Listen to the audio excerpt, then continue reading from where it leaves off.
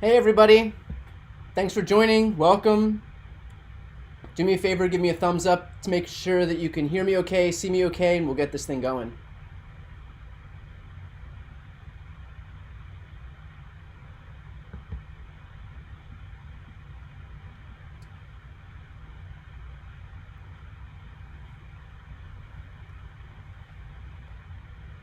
Okay, it looks like we are good to go here.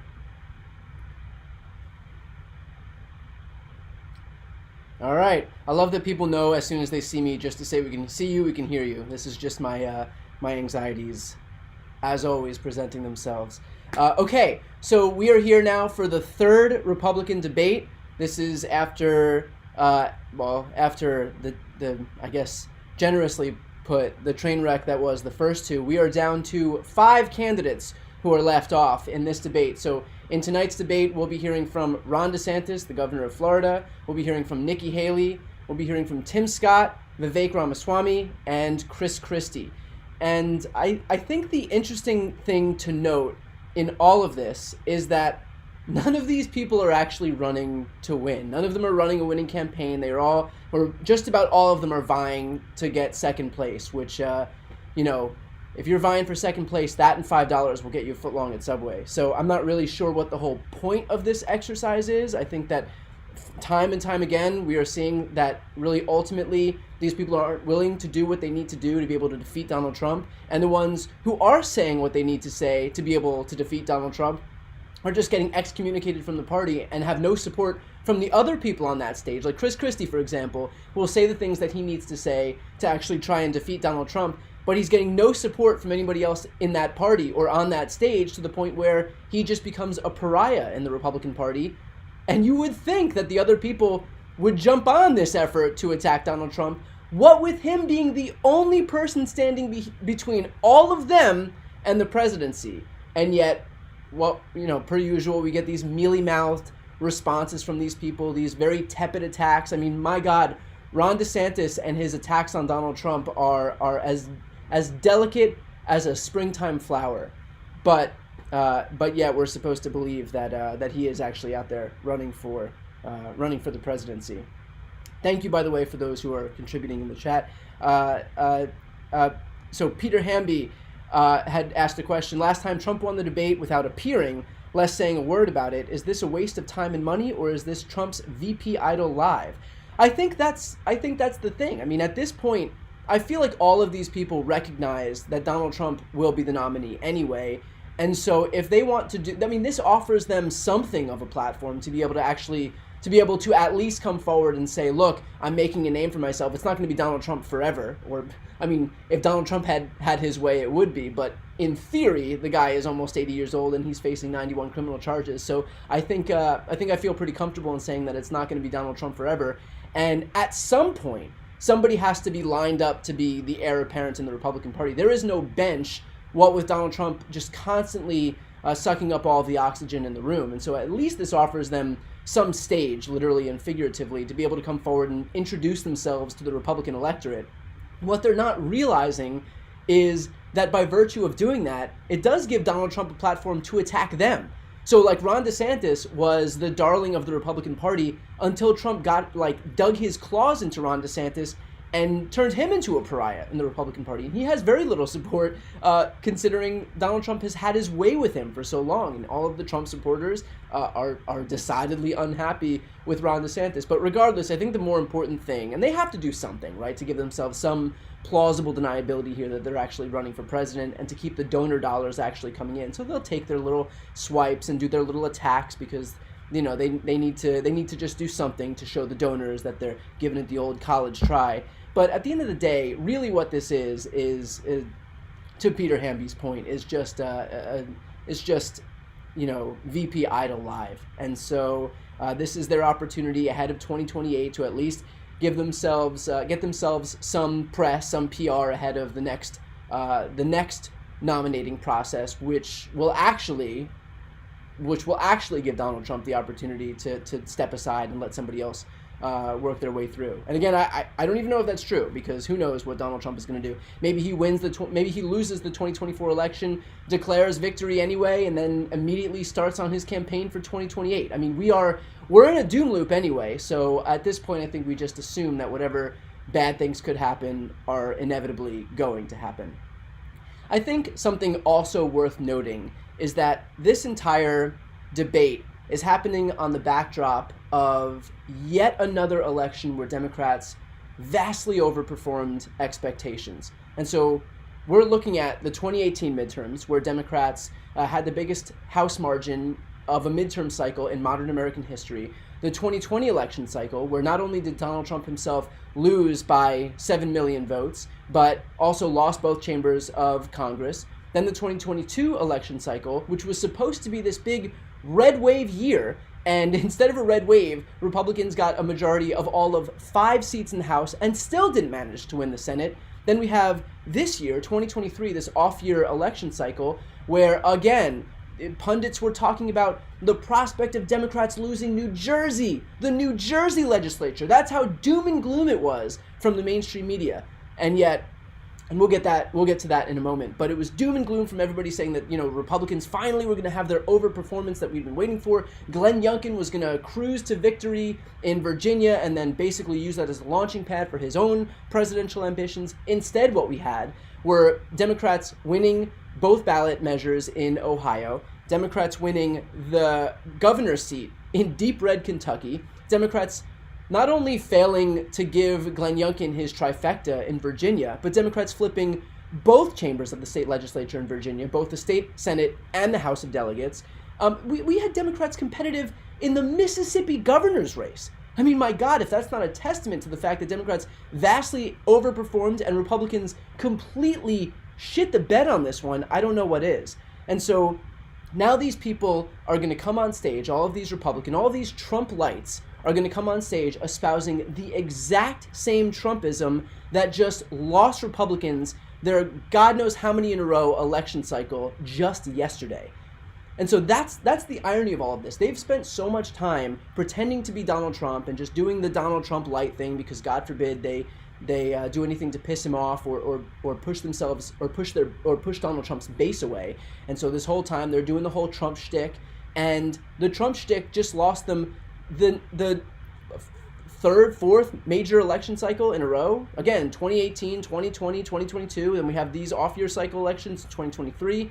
Like, how many times are they going to prove themselves that all these people stand for is the America First agenda, is Trumpism? And yet, all of this is happening as we're just watching the voters reject Trumpism at every single turn. And so these people are going to go on stage and they're going to talk to basically the Republican base, this Trump base, but they're just entrenching this very agenda, this very like type of politics that is so repulsive to anybody who is not a Republican primary voter, is that this is all just such a fool's errand. And look, far be it from me to interrupt our enemy while they're making a mistake. So if Republicans want to do this, if they want to sink themselves by continuing to dig in, to double down, triple down, quadruple down on the Trumpism, be my guest. Like, again, far be it from me to tell them to stop screwing themselves over. But I think what's important here to recognize is that, let me just go full screen on me.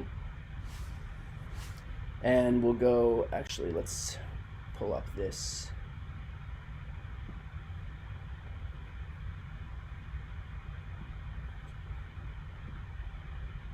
Okay, and I think the debate coverage is starting here.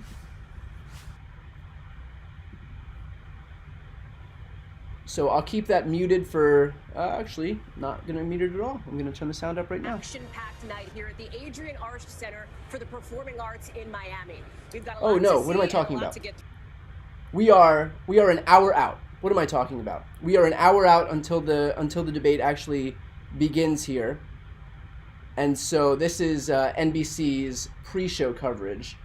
I am 99% sure. Well, actually, I'm 100% sure now, because there is an empty stage up there. And if we've learned anything from the Trump era, it's that there will be no shortage of empty podium coverage. But I think I'll continue my pre-show, and as soon as these people take the stage here, then we'll continue that show. But I will stay full on this screen so that we can keep an eye on what's happening. Again, the people currently left in the Republican primary are, as you're seeing in this screen right here, Trump, Haley, DeSantis, Scott, Ramaswamy, and Chris Christie. And so, as I was saying before, all of these people are basically going to come on this screen and let me go make it a little less distracting here, are basically going to come on this stage tonight and explain why they should be elected while running on the same Trumpism that has lost Republicans election after election after election. So, again, far be it from me to tell them to stop screwing themselves over, but it is kind of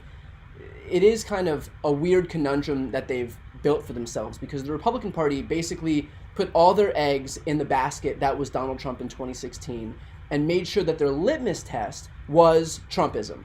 And so what you have from that point is, if anybody basically comes forward and concedes objective reality, which is that, hey man, we're not winning any elections by endorsing and espousing Trumpism, endorsing Donald Trump and espousing Trumpism. If they come forward and say those things, they're going to get excommunicated from the party. And the flip side of that is, if they continue to espouse Trumpism and endorse his agenda, then they're going to lose at the hands of the voters. And so they're in this weird, like, double-edged sword. They're in this weird, like, catch-22 where nobody knows how to survive in these Republican primaries, because the only way to survive is to espouse Trumpism. But then once you get out of the primary, you're so radioactive because all you've known how to do is basically kowtow to Donald Trump and be as extreme as him and pass all of his litmus tests to actually get to that point that none of the voters actually want you. And so there would be a part of me that said I felt bad for them, but look, if there's anybody who told Republicans not to do that, it's the Democrats. It's the Democrats who have warned over and over and over again the dangers of basically hitching your wagon to someone that is Donald Trump, to hitching your wagon to what is Donald Trump. And so, they've done it despite all of the calls from those on the left not to do it, despite all of the warnings about how dangerous he is, despite all of the proof from the voters that they're not buying it. They've done it anyway, and now they're in a situation where that is the litmus test in the Republican Party. The only way to win is to do Trumpism. And so now they're in a weird situation where they don't know how to get out of it. They're in this terrible, vicious cycle, and they have to keep pandering to Trump and losing elections, but they can't change anything. And so it's just this, like, what do they say? The definition of insanity is doing the same thing over and over again and expecting a different result. That's exactly what we're seeing here. We're seeing the definition of insanity play out, in that these people have to continue to espouse the very agenda that is losing them election after election after election. So, don't say we didn't warn you, but that's the situation that they got themselves stuck in, and that's the situation that doesn't look like it's abating anytime soon as Donald Trump continues to consolidate support week after week after week within the Republican primary. With that said, for anybody who watched my live stream yesterday, we had as good a night as we could have, almost as good a night as we could have possibly had. The only reason I say that is because Democrats didn't win the governor's seat in Mississippi. And the fact that winning the governor's seat in Mississippi was even a thought in any of our minds really is a testament to just how much Democrats overperformed in the last election.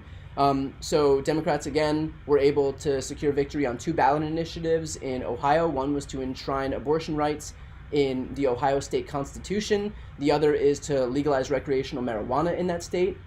Head on down to Virginia. Republicans were looking to get themselves a Republican trifecta in that state, which would have allowed Governor Glenn Youngkin to pass an abortion ban, a 15-week abortion ban in that state. Virginia is currently the only state in the South that doesn't have an abortion ban right now. Glenn Youngkin wanted to change that. Instead of getting a Republican trifecta, Glenn Youngkin lost both chambers of the state legislature, both the state Senate and the House of Delegates. So that is a harbinger of things to come in Virginia because they have their off-year elections. It's also a harbinger of things to come in 2024. Kentucky, Democrat Andy Beshear was reelected. A fun fact about Kentucky is that in the last 5 gubernatorial elections in Kentucky, they have accurately predicted the winner of the upcoming presidential election. So Kentucky, again, is one of those states that has off-year elections. In that year prior, whoever has won the Kentucky gubernatorial seat, that party has gone on to win the White House. So it's important to note that Andy Beshear, a Democrat, just won in this year, 2023, and so that would suggest that a Democrat is on his way if all things continue after these 5 cycles after these last 5 cycles. If the 6th cycle is the same, that would suggest that Democrats are on their way to victory in the White House in 2024. Heading on down to, let's see, what other states have I forgotten? Oh, Pennsylvania. There was a Pennsylvania Supreme Court election. Democrats won that race as well, which means that they now enjoy a 5-2 majority on the state Supreme Court, and I don't think that there's any doubt about the importance that state Supreme Courts have, from everything from abortion legislation to fair maps to election litigation and everything in between. In fact, Pennsylvania was one of, if not the most litigated state in 2020 after Trump's whole effort to steal the 2020 election. So the fact that there is now a solid, progressive 5-2 majority on that state Supreme Court bodes really well, not just for legislation being upheld, progressive legislation being upheld, but also for attacks against democracy and efforts to undermine the democratic process that are inevitably coming up in 2024.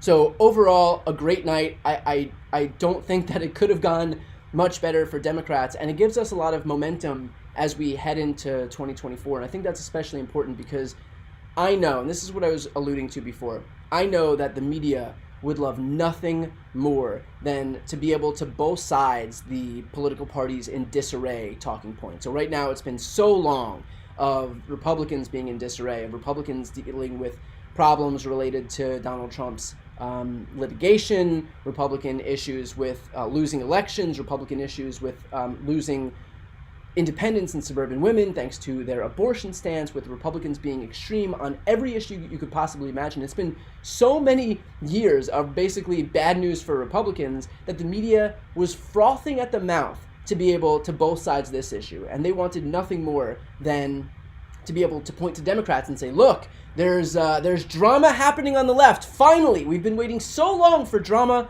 on the left, and now we have bad polling for Joe Biden, and we can talk about that ad nauseum. And then if and when Democrats underperform in this election, we can hinge the whole thing on Joe Biden's around Joe Biden's neck and just spend the next 12 months harping on why the Democrats are going to lose, why Joe Biden is a weight on them, and how these 2023 elections went so terribly for the left. Obviously, they didn't get that, which is a bummer for mainstream media because they thrive off of both sidesism.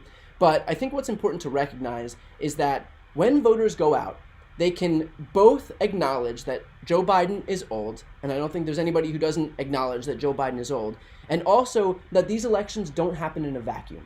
That it's not just, okay, I'm pulling the lever independent of any thought other than the fact that Joe Biden is old.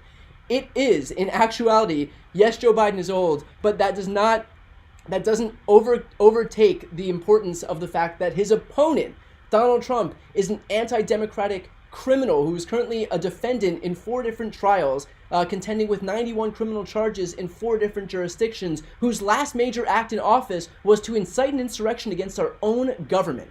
I don't think, I mean, maybe I'm naive, but I don't think the American people can't recognize that one of those things is way more significant than the other. So asked in a vacuum whether people think it's an issue that Joe Biden is old does not accurately predict what we're going to see in this upcoming election. And that's something that we've seen over and over again, and that we saw just as recently as yesterday. Usually midterm elections or off-year elections or non-presidential elections, I should say, are referendums on the party in power and the president who is currently sitting in the Oval Office. The fact that Democrats won in Kentucky, in Pennsylvania, in Virginia, and came close to winning in Mississippi should go to show that, yes, while these voters are conceding that Joe Biden is old, that does not overcome the fact that the Republican Party is steeped in anti-democratic tendencies, and that they are stripping women of their reproductive rights, and the Americans don't support that. They're against legalizing marijuana, and that Americans don't support that. That they are against certifying elections where they don't win, and the American people don't support that. So on issue after issue after issue, people are smart enough to realize that these elections are binary. They're a choice between 2 people, and you can have issues with one of those people in a vacuum, but that doesn't negate the issues that are happening, the more important issues, the more dangerous issues that we're contending with from the other side. So I know that there's going to be a lot of like pearl clutching and fainting spells and bringing out the smelling salts when you watch mainstream media as far as it relates to the Joe Biden of it all. But I am not worried. We have a year left to go, and all of the indications that we've gotten thus far on how Democrats are performing relative to Republicans is that people are showing up, they're showing out, and they are recognizing that one party is far more extreme, far more dangerous than the other, and that they can put their issues with Joe Biden's age, for example, aside, because they understand that these elections are a choice between 2 people, they're binary, and they're not just, catnip for the media, which is like Joe Biden is old. So that is my rant on that. As always, for anybody watching right now, if you want to submit questions, just throw them in the chat. If you want to participate in the chat, all you have to do is subscribe to this channel. The chat is subscribers only. It doesn't cost you anything to be able to subscribe. With that said, just if you're not subscribed to this channel, definitely consider subscribing. It's the best way to support what I do. It's the best way to support live streams like this one here. And I always live stream major events like debates or election returns or anything like that. So again, you can throw your questions in the chat and I'll make sure to respond to them.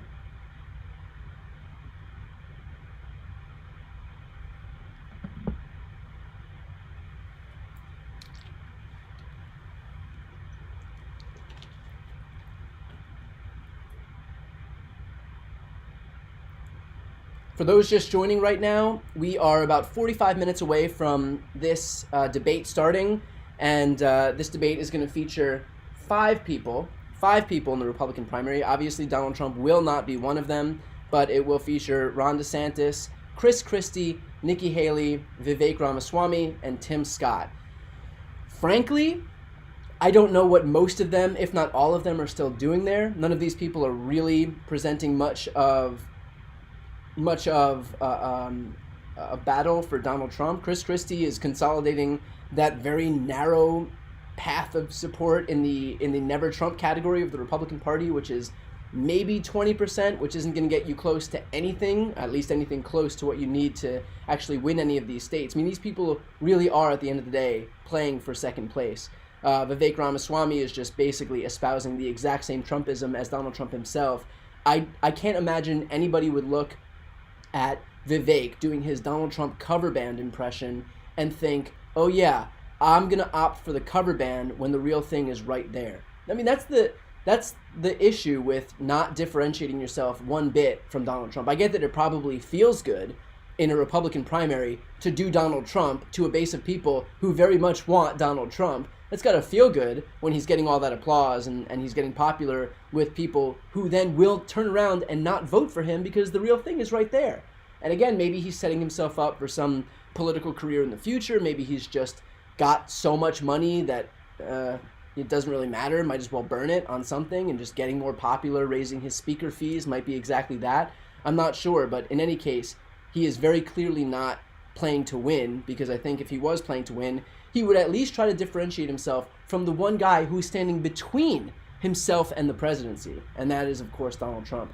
Tim Scott really has failed to make much of a splash at all. In fact, he was the more like, I guess he kind of presented himself a little bit more moderate, but then slowly started devolving back into what they always and all devolve back into, which is just some weird, distorted form of Donald Trump himself. And so now, again, there's very little daylight between Tim Scott and Donald Trump, and yet Tim Scott thinks that putting no daylight between him and the guy who is standing between him and the presidency is somehow going to win him the presidency. It's not. And then, of course, Nikki Haley, who is the only candidate, maybe who has some semblance of an idea of how to differentiate herself from the guy who still has some modicum of a viable path, maybe in the event that Donald Trump does end up in prison himself. But I would also argue that even if Trump were to end up in prison, that very likely would not stop him from continuing to run for president. I mean, there is no prohibition for running for president, even if you're in prison. You can't run for president if you're under 35 years old. You can't run for president if you are not a natural-born citizen. You also can't run for president if you've violated the 14th Amendment, which is that you've either participated in an insurrection or given aid and comfort to those who participated in an insurrection. And there are lawsuits going through the court system right now seeking to disqualify Donald Trump for exactly that issue.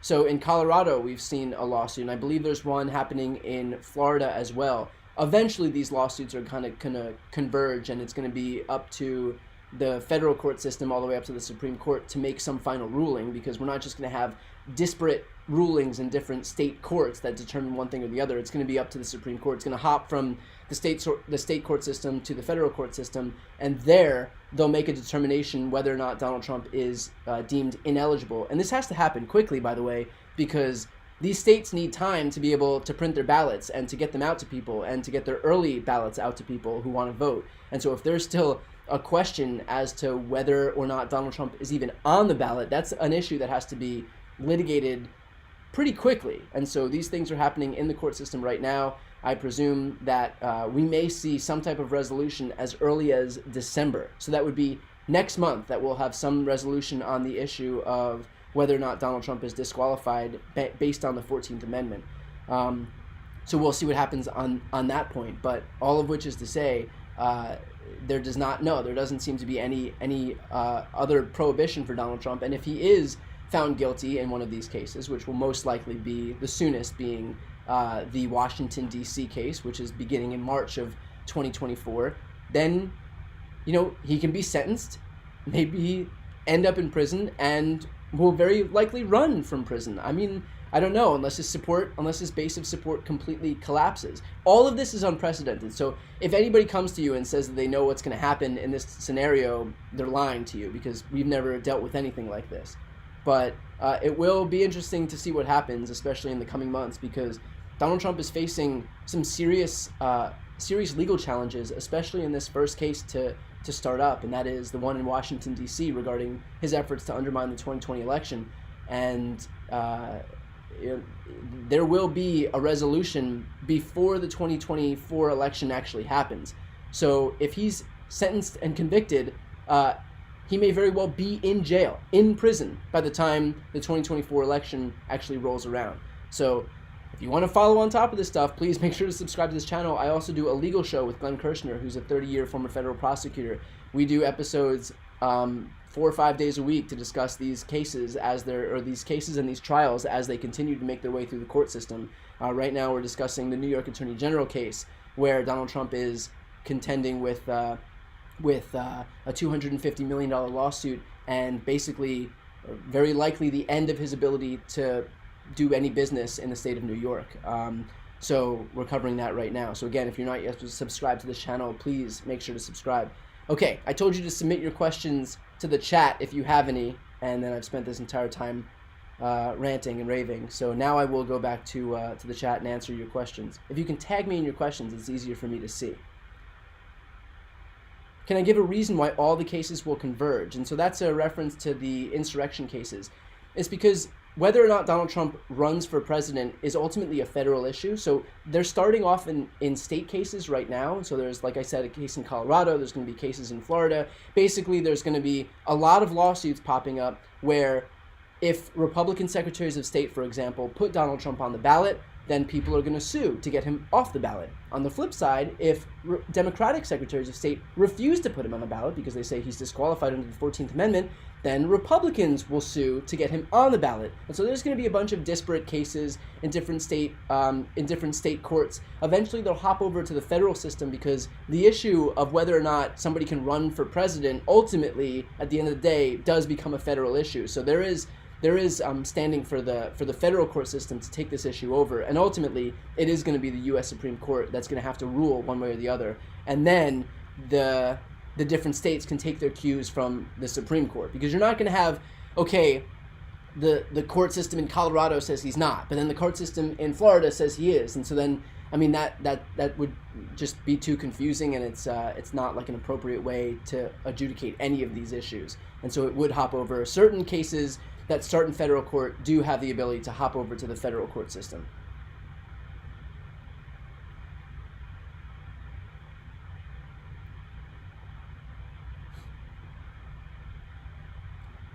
Who pays the GOP to be against legal weed? It's overwhelmingly popular.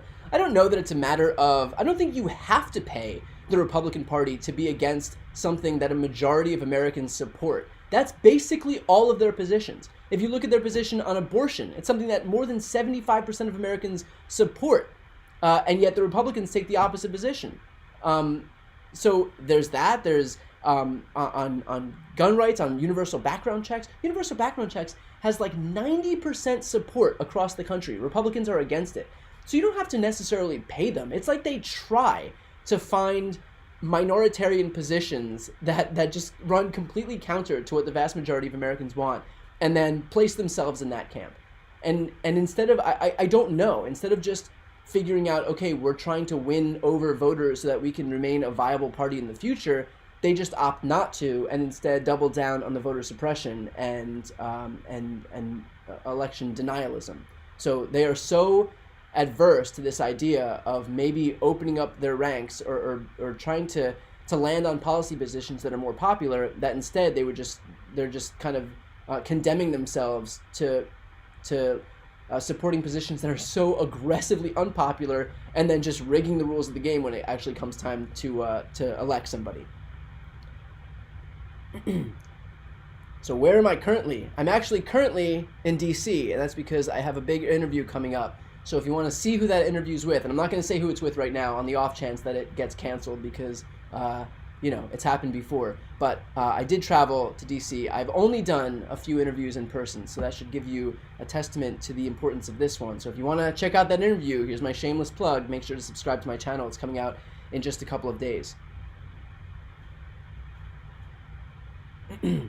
Am I concerned about no labels or another third party potentially hurting Biden? Of course I am. I mean, it would be crazy not to be concerned about the prospect of a third party hurting Biden. I think that what these third party groups or these independent groups should recognize, especially the ones that are operating under the pretense that they don't want Donald Trump to be president, but they don't think that Joe Biden has the support necessary to become president. Two things on that. The first is Joe Biden has been president and has consistently overseen not only legislative wins, but electoral wins. So again, we're looking at 2023, the elections that happened literally yesterday, where Democrats again overperformed, won elections in Virginia, in Pennsylvania, in Ohio, in Kentucky. It's hard to look at that, an election that is always a referendum on the guy sitting in the Oval Office, and say after Democrats swept all of these races that Joe Biden is somehow incapable of winning.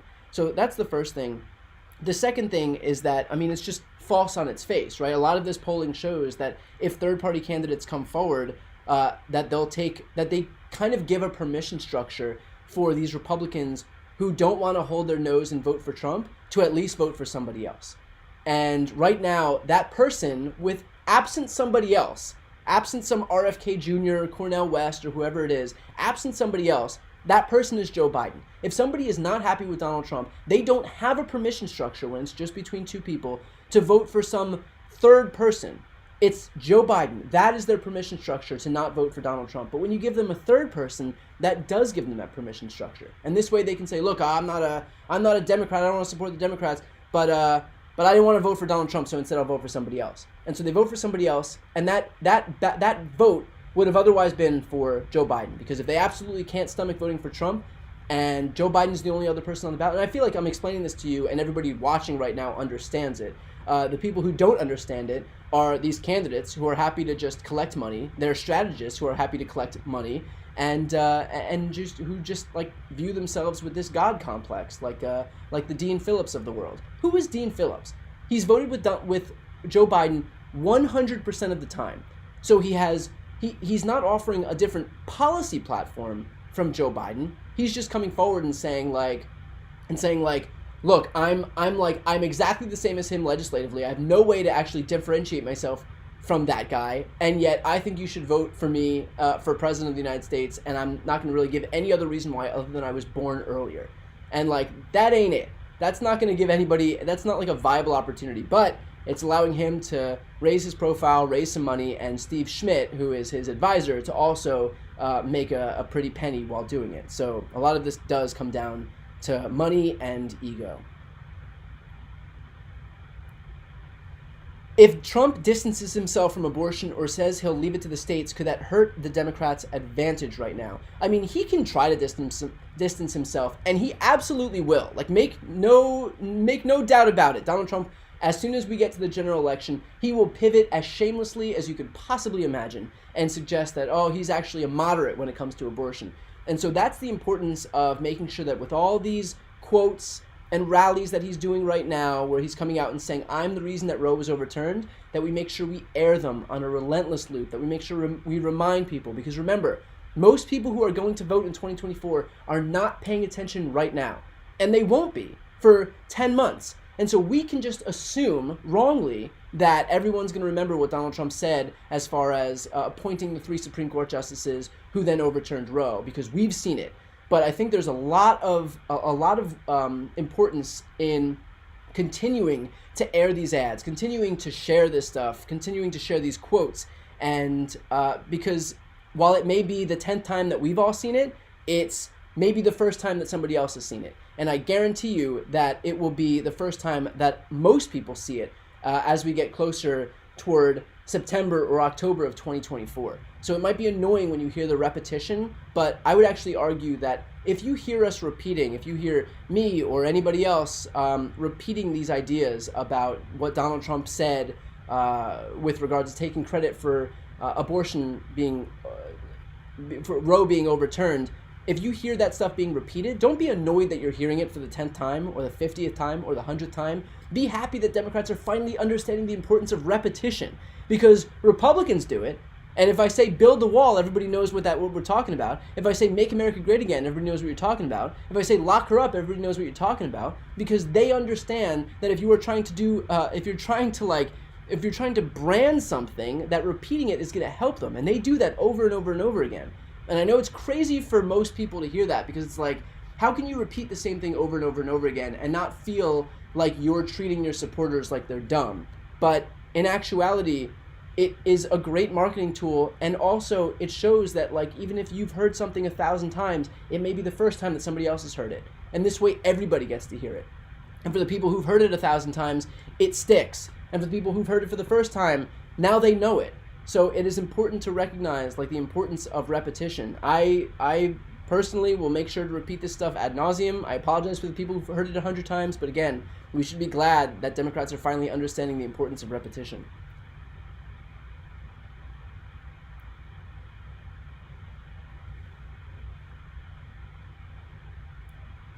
Do I think there will be any difference that there are NBC moderators?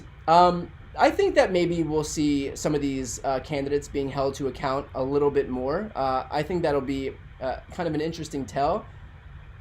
Maybe more than the Fox moderators, but that'll definitely be something worth looking out for in tonight's debate.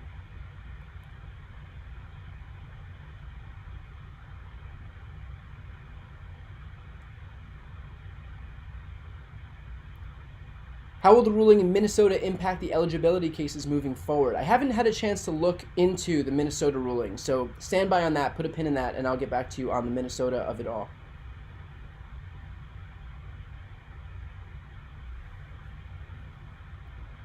For those who are just joining, it is now 7:30 Eastern, 4:30 Pacific. We are 30 minutes out from this third Republican debate beginning.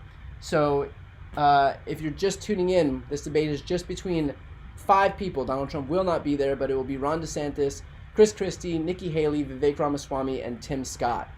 And we're just doing a pre-show right now. So for anybody just joining, if you have questions that you'd like me to answer, throw your questions in the chat. All you have to do is subscribe to this channel, and then you'll be able to participate in the chat. What would I put Marianne Williamson's chances of winning a primary at? I would put them probably as close to 0 as I could get. I don't think that she's going to offer any type of like a viable primary challenge to Joe Biden.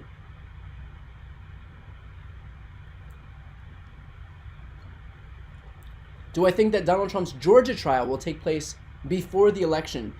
That's a good question. It's going to be close. I know that if it can, this is the group to be able to do it. It doesn't look like Fani Willis's office in Fulton County is wasting any time at moving forward. So if it can happen, it will. And I say that because if you look at what's happening in Florida, it looks like that judge is doing everything in her power to make sure that that trial doesn't happen before the election. Right now it's slated, I believe, for May of 2024. So on paper, that should begin and end before the 2024 election.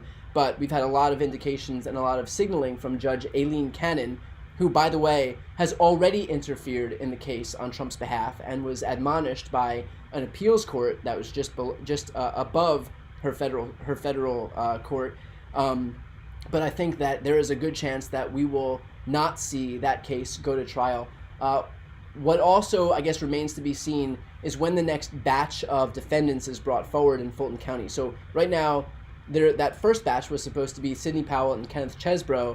Obviously, both of them agreed to plea deals, and so that trial goes away. But they can't just start the next trial immediately with the next batch of defendants because none of these defendants were prepared to go to trial before, and they need a certain amount of time to be able to do that. So they're going to need 3 to 4 months regardless. So it's November right now. We can probably expect that the next batch of defendants will be scheduled to go to trial somewhere in maybe March of 2024.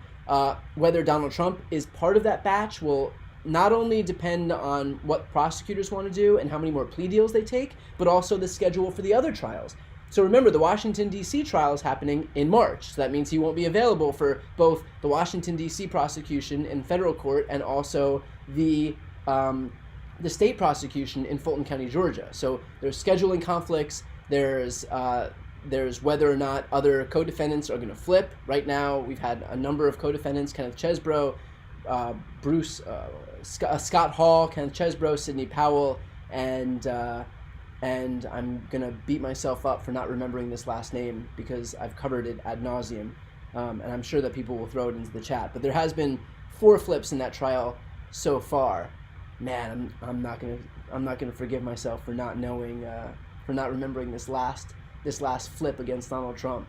Oh, Jenna Ellis. Jenna Ellis was the last one. So everybody so far who had the opportunity to testify in trial or defend themselves in this trial has opted instead to just cooperate with prosecutors. So we'll see what happens on that front. But I don't know. It's a big question mark as to whether the Fulton County case is going to happen before the 2024 election.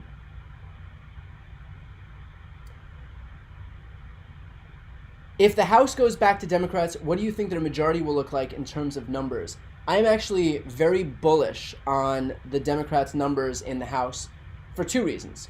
The first is, if you look at the way things are going right now, Democrats have overperformed in special elections by by an average of 10 points. But I think Democrats flipped a New Jersey legislative district by like 35 points yesterday. So there are some wild swings to the left that we're seeing right now, and that is a harbinger of things to come. The last time that we saw these kind of numbers were before the 2018 midterm cycle, where, as soon as Donald Trump got into power, all of a sudden we were seeing this backlash to Donald Trump, and Democrats were winning were winning in huge numbers, and so we're seeing that right now again. And again, I would reiterate the fact that Democrats are just coming off of major election wins in Kentucky, in Pennsylvania, in Ohio, and in Virginia last night.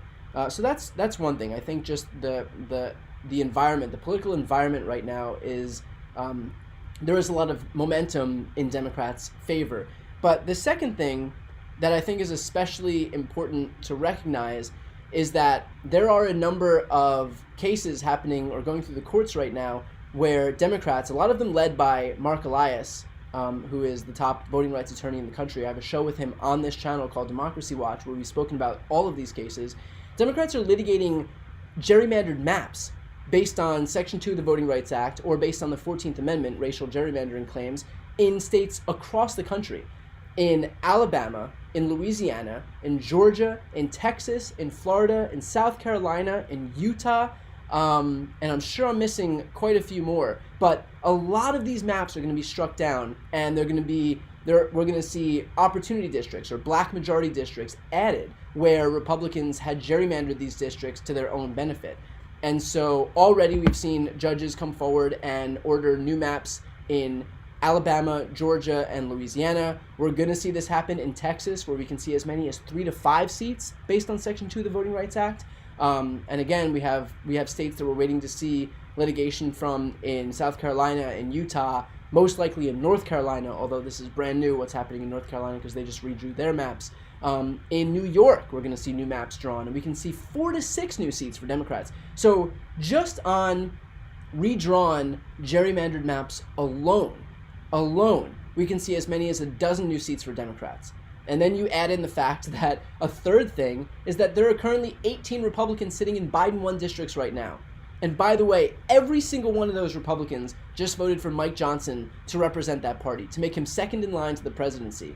And that is a guy who doesn't think that LGBT people should have a right to exist, who doesn't believe that there should be any cutouts for abortion. He believes that abortion should be banned nationwide. I mean, this guy is as extreme as it gets. And so all of those Republicans who are currently sitting in Biden 1 districts basically own Mike Johnson's extremism now, because they all cast their ballots unilaterally for the guy.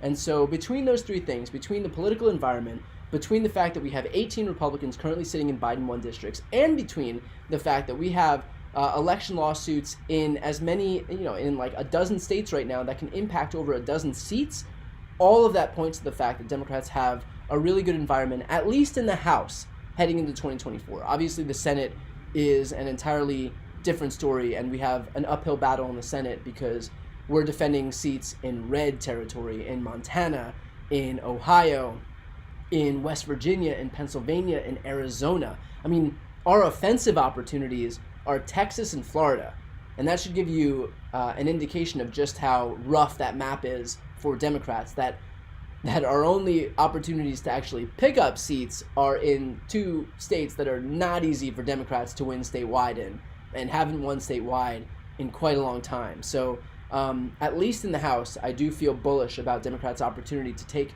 as many as 20 to 30 seats. So I feel good about that. The Senate is where we're going to have to invest a lot of time and resources to turn people out.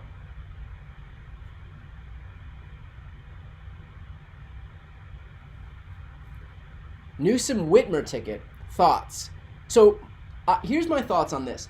I think that we have a very, very, very strong bench. Do I think anybody's going to challenge Biden for 2024? No.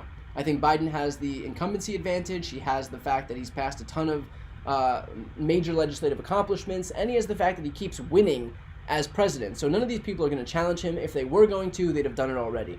But with that said, as we head into 28, we have a very deep bench, probably the deepest bench that we've ever had as Democrats, or at least that I can remember. And not only is the bench deep, but these people are capable and can win. I mean, you look at people like, to the point of the question I just got, Gavin Newsom, Gretchen Whitmer, Pete Buttigieg, Kamala Harris. There are J.B. Pritzker. Like, there are a number of young Democrats who are vying, obviously, for a more national profile, and they're all very smart and capable and talented politicians. And so I think for the first time, Democrats should feel really good about the prospects of a strong bench as we head into 2028.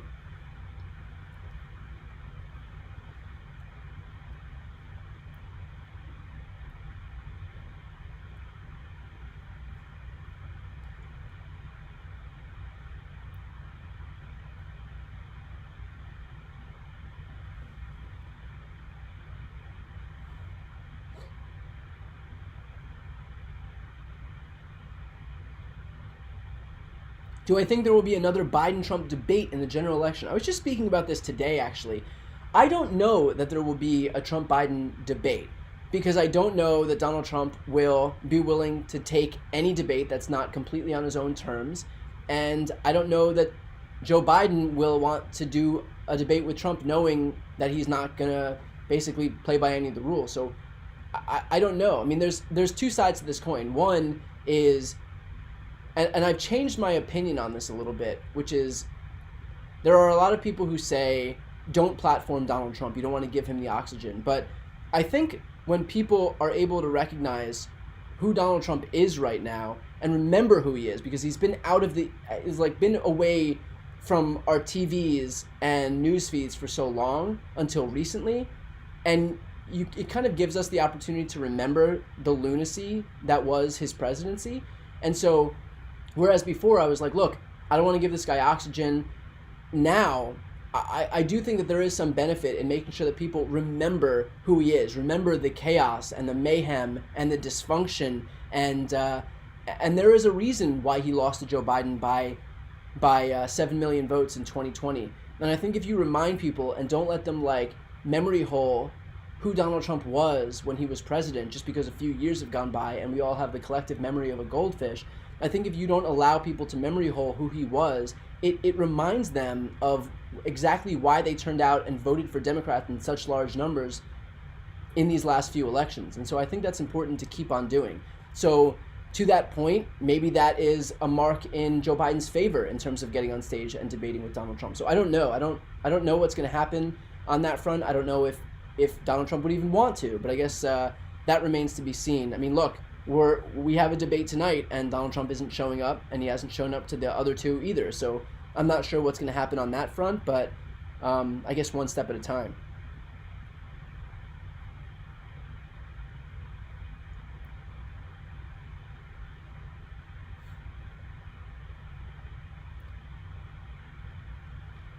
For those just joining right now, we are about 15 minutes away, or 18 minutes here, from this third debate starting. This debate will not feature Donald Trump, per usual. It'll feature Vivek Ramaswamy, Ron DeSantis, Chris Christie, Tim Scott, and Nikki Haley, who I guess are all vying for a second place. This is just a battle to see who gets the silver medal. It's the battle of the first loser here.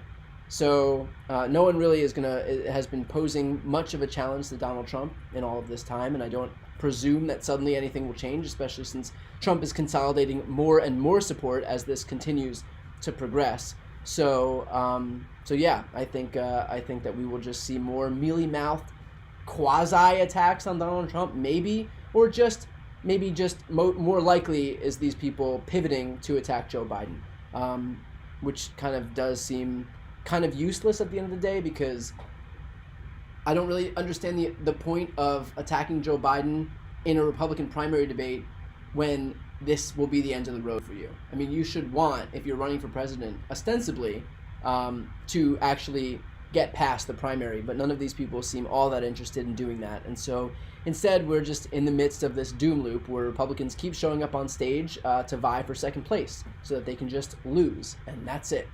But here we are, and it's going to be a circus, so we might as well laugh at the clowns. Can we trust polls? Look, I don't think the polls were especially off yesterday. They were off by a few points. There definitely is a Republican bias in most of the polls that we've seen thus far by a few points. I think the polls serve a good purpose. If we look at them and they have that Republican bias, it should just be a tool to energize and turn out Democratic voters. That's it. We should look at the polls and say things are not going as rosy as we anticipated. Use that as motivation to turn people out. Not to curl up into a ball in the fetal position and say this thing is all over, but use it as motivation to continue working to turn people out. Remember, in 2020, in one of the closest states in the country, that's Wisconsin, the difference between a Trump win and a Biden win was 1 vote per precinct. That's it.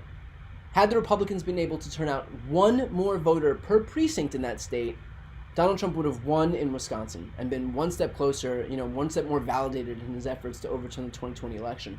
But if you don't think that just a few people or just you in your small circle can have like an outsized impact on these elections, you're mistaken. Because again, one vote per precinct is not a lot, especially in these races with tight margins. And it's not just the battleground states either. I mean, I live in California. California has, what, I believe 6 different congressional districts where the Republican won by just like either hundreds or a couple thousand votes. That's it. I mean, there are close races in a lot of these states. New York, we can expect to see swings of 4 to 6 seats in the Democrats' favor if Democrats are able to turn out in 2024. New York and California are not battlegrounds, right? And yet there are a number of close districts where we still need Democrats to turn out, even if it's not statewide, that close of a state.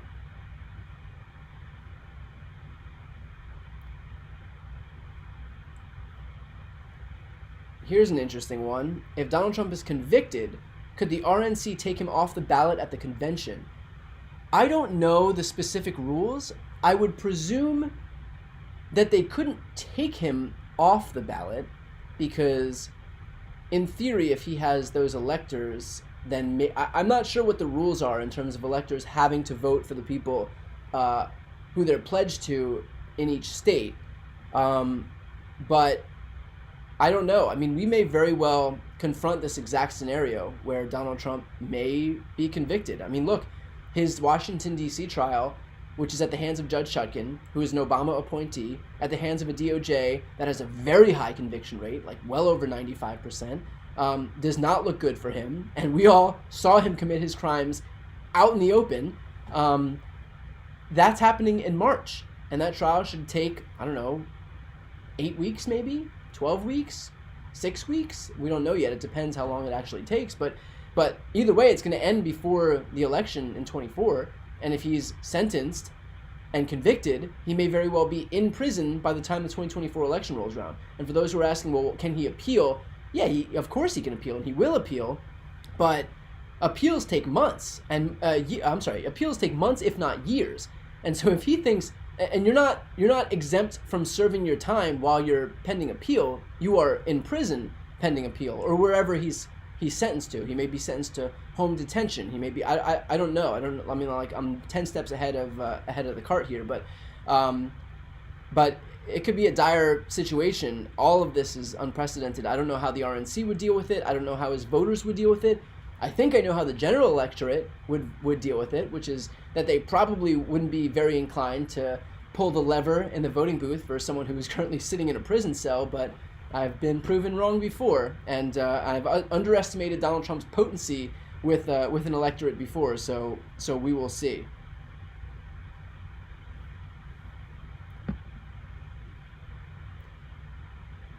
Are the Republican candidates hoping to win if Trump ends up in prison? And this is a point I made earlier today, but yes, I mean, there is the possibility that they could be running, if not for second place right now or for 2028 at some point in the future.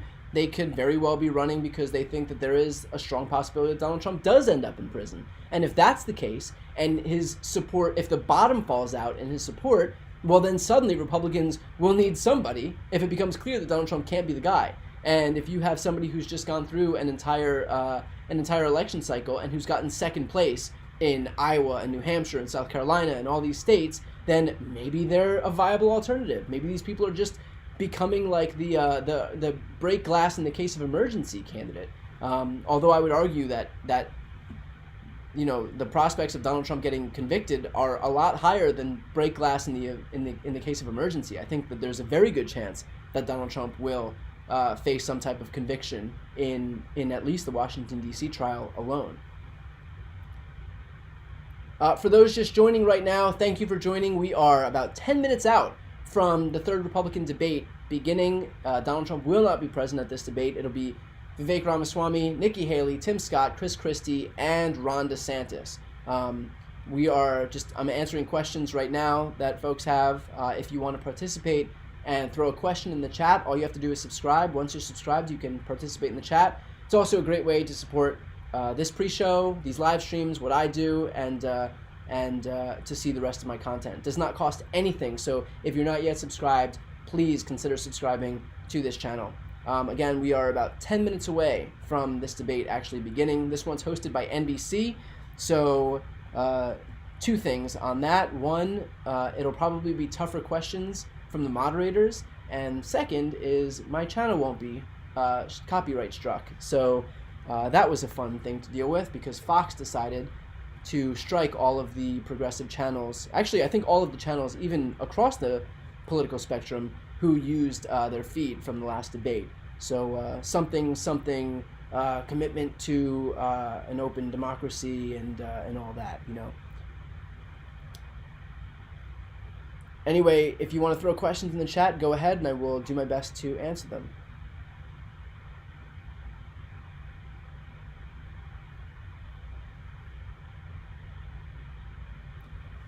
Who do I think has the best VP chance? So here's my thoughts on Donald Trump's VP selection. I think he wants somebody who fills this weird slot because they have to be adequately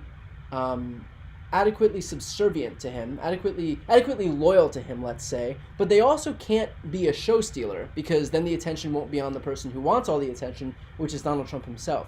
So I have concerns, I have skepticism when it comes to someone like Kari Lake, for example, from Arizona, not just because she apparently has already won the gubernatorial election, so she is currently the governor of Arizona. I think that's going to pose some problems serving as both the governor of Arizona, but also Donald Trump's vice president. So that's going to pose some problems. But also the fact that she wants the attention. She is a TV person just like Donald Trump is a TV person. I don't think he's going to want to relinquish that attention to somebody else. So, I don't know, might he be looking at someone like Nikki Haley, for example, who isn't flashy, but may be able to deliver him some moderates? Or on the flip side, I mean, we've heard from Donald Trump himself that a second administration, a second term administration would be a hell of a lot more extreme than the first, and there would be a lot of people who are just there to start getting retribution against his political opponents, and that, you know, the moderating forces that were Rex Tillerson and Jeff Sessions, I mean, these people are extreme unto themselves, but not compared to the people who Donald Trump would put in. These people would completely vanish and be replaced by hardliners. I mean, I'm talking Jeffrey Clark, John Eastman, Stephen Miller. I mean, these hardliners who kind of share Donald Trump's worldview and his fascist impulses. And so I think there's a lot to be worried about. But in terms of the VP selection, I'm not sure that he would want someone who can garner too much attention. If I had to guess, and again, this and $5 will get you a foot long at Subway, but if I had to guess, there might be something to be said for a Nikki Haley. That's probably what I would guess. It kind of gives some people a permission structure to be able to vote for him who might see her as a moderating force on him. Then again, Donald Trump had initially chosen Mike Pence as a moderating force, as a permission structure for those evangelicals, and he tried to hang the guy at the end. So he might not have a stomach for a moderating force when it comes to these Republican candidates. I don't know. You couldn't pay me enough to try to figure out how to crawl into Donald Trump's head and figure out what he's thinking. So I'm not exactly sure on that front.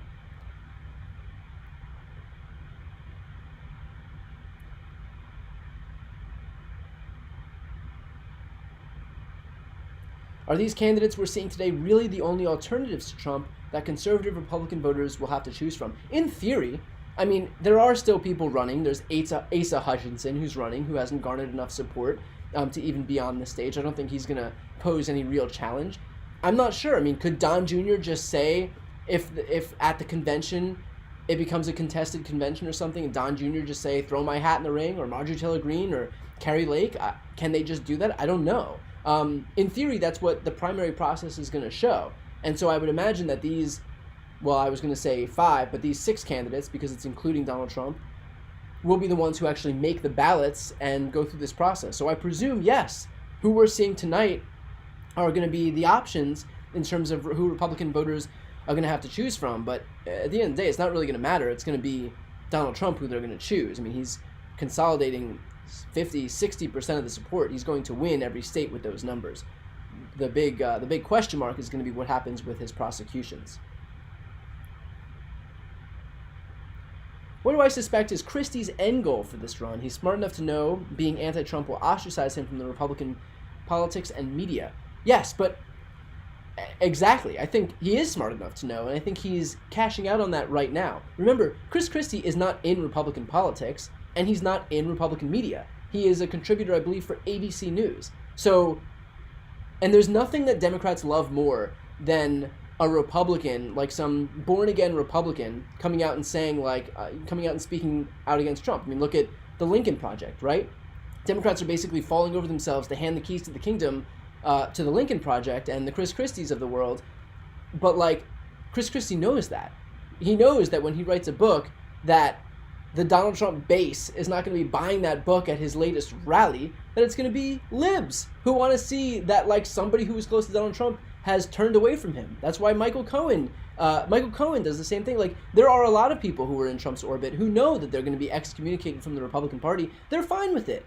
And they know that they can get their audience on the left, and that's what they're doing. Chris Christie currently is on a network that is not a right-wing network, and so he knows exactly what he's doing, and so he doesn't care. Like, this is the end goal for this run is to continue raising his national profile so that he can sell more of his books, or he can have a higher speaker fee, or whatever it is that he ultimately wants to do.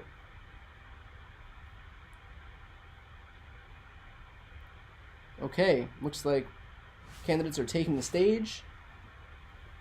Moderated debate, but yes, they do have to confront, as they say, the elephant that's not in the room tonight, and state where they are so that the American people know and so that the voters know. Carlos, we want to interrupt you and Hallie here. This is our first look at the candidates, the way they're going to stand in that position behind the podiums. They've just entered the debate hall. To a big cheer, it sounded like from the crowd. Okay, we are about 3 minutes out from this debate beginning. Listen, this is one of those moments here. 3 minutes out They're here. walking out. We are 4 minutes now from the beginning of this debate. A lot of pressure on each of their shoulders for a variety of different reasons.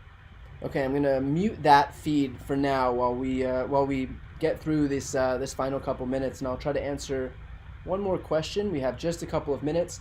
For those just joining right now, this debate is just beginning in a couple of moments.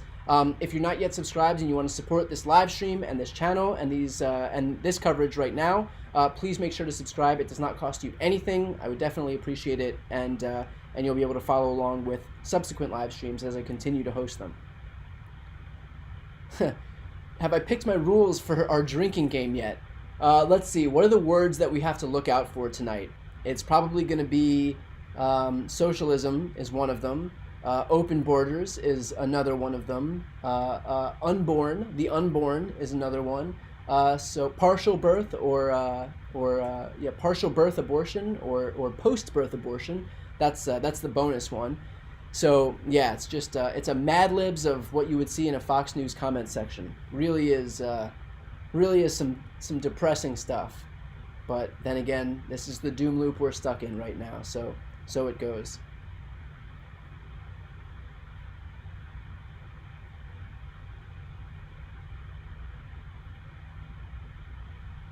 The plan that these Republicans have.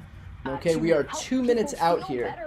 2 minutes out, all of the candidates have taken their places on the stage. It's Chris Christie, Nikki Haley, Ron DeSantis, Vivek Ramaswamy, and Tim Scott. And of course, Donald Trump has not shown up tonight, and he hasn't shown up in the same way that he hasn't shown up to any of these debates. All right, we are just over a minute out here.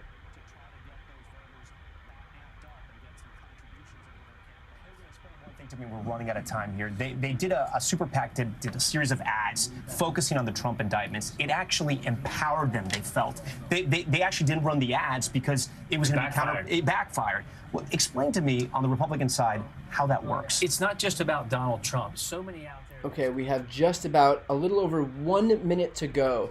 So for those just joining right now, again, this debate is starting in about a minute. All right, here's an easy one. I'm being asked whether I drink tea, coffee, and do I dunk, I'm guessing, something into the tea or coffee. I don't drink any caffeine because I was always worried that if I drank any caffeine that I would be reliant on it for the rest of my life. So I don't drink tea or coffee. I just wake up with water because I'm a masochist, apparently. All right, we are less than a minute away from this debate actually beginning. Again, I will increase the volume as soon as this debate actually begins. Right now, there's just a little bit of commentary from the folks there.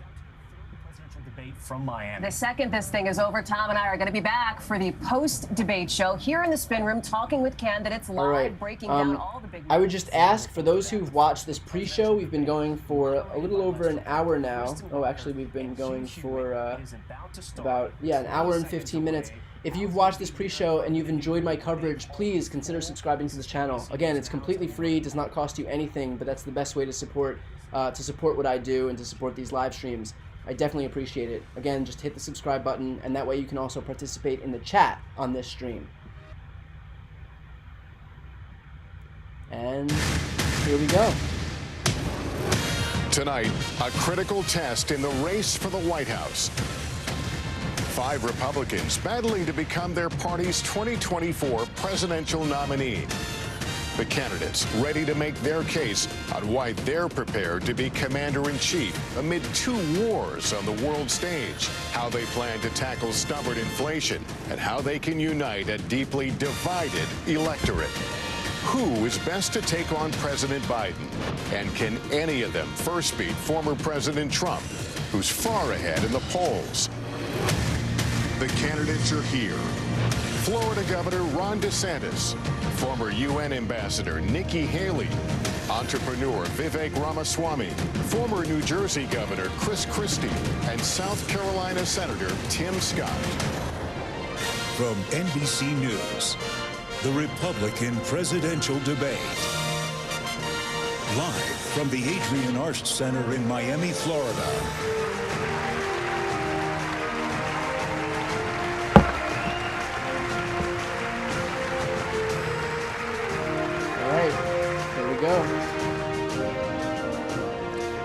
And good evening, everyone. Welcome to the Republican presidential debate. I'm Lester Holt, anchor of NBC Nightly News. Good evening. I'm Kristen Welker, moderator of NBC's Meet the Press. Hello, I'm Hugh Hewitt, host of Salem Radio's The Hugh Hewitt Show.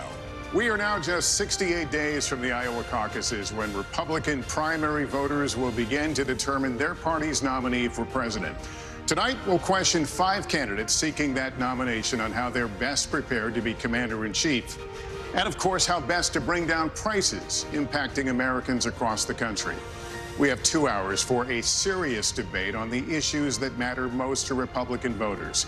Candidates will have 1 minute and 30 seconds for answers and the opportunity for a closing statement.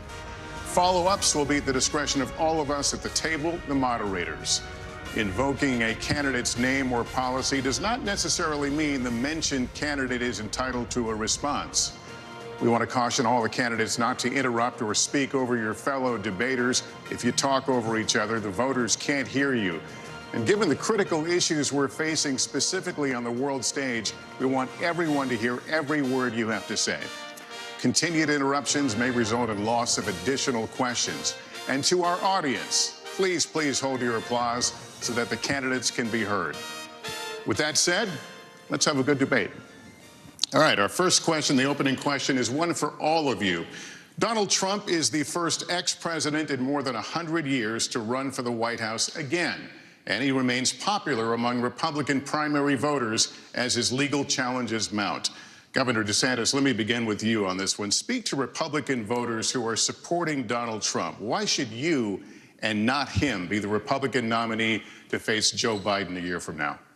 This country is in trouble, and the elites that have put us here, they don't care about you. They don't care that you're having to grapple with higher grocery prices or have higher gas prices. They don't care that your family's less secure because of the open border that's allowed drugs and even terrorists to come into this country. Well, I care. I am not going to sit idly by and let this country continue its downward spiral. We need leadership, and we need it now. I'll take the hits, I'll take the arrows, I'll take the slings, because ultimately it's not about me. It's about you. I will fight for you. I will make sure to lead this country's revival, and I will win for you and your family. Actions speak louder than words. We don't have time for excuses, and it's not something that we're going to be able to have all these distractions. As a veteran, I will get the job done. Now, if you look where we are now, it's a lot different than where we were in 2016. And Donald Trump's a lot different guy than he was in 2016. He owes it to you to be on this stage and explain why he should get another chance. He should explain why he didn't have Mexico pay for the border wall. He should explain why he racked up so much debt. He should explain why he didn't drain the swamp. And he said Republicans were going to get tired of winning. Well, we saw last night, I'm sick of Republicans losing. In Florida, I showed how it's done. 1 year ago here, we won a historic victory, including a massive landslide right here in Miami-Dade County. That's how we have to do it. So I promise you this, as the nominee, next November, I'll get the job done, and as president, I will deliver. Your time is up. Let me turn to Ambassador Haley. Audience, let me turn to Ambassador Haley. Why you and not the former president? Well, I think you look at the fact that we're almost $34 trillion in debt. 60% of Americans are living paycheck to paycheck. 50% of American families can't afford diapers. 1 in 6 American families can't pay their utility bills. You have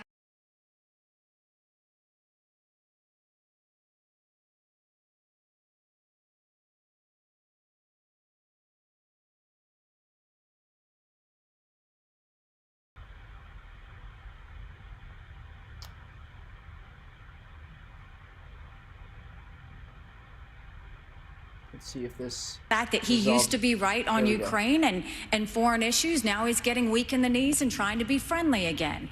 I think that we've got to go back to the fact that we can't live in the past. We can't live in other headlines. We've got to start focusing on what's going to make America strong and proud. And that's what I'm focused on doing. Let's make sure we pay down our debt. I think we need an accountant in the White House. Let's make sure that we have transparency in the classroom. As a mom, I know what that means. Let's make sure we secure our borders so that our families are safe. Let's get crime down, because our families want to know that they can be safe no matter where they go.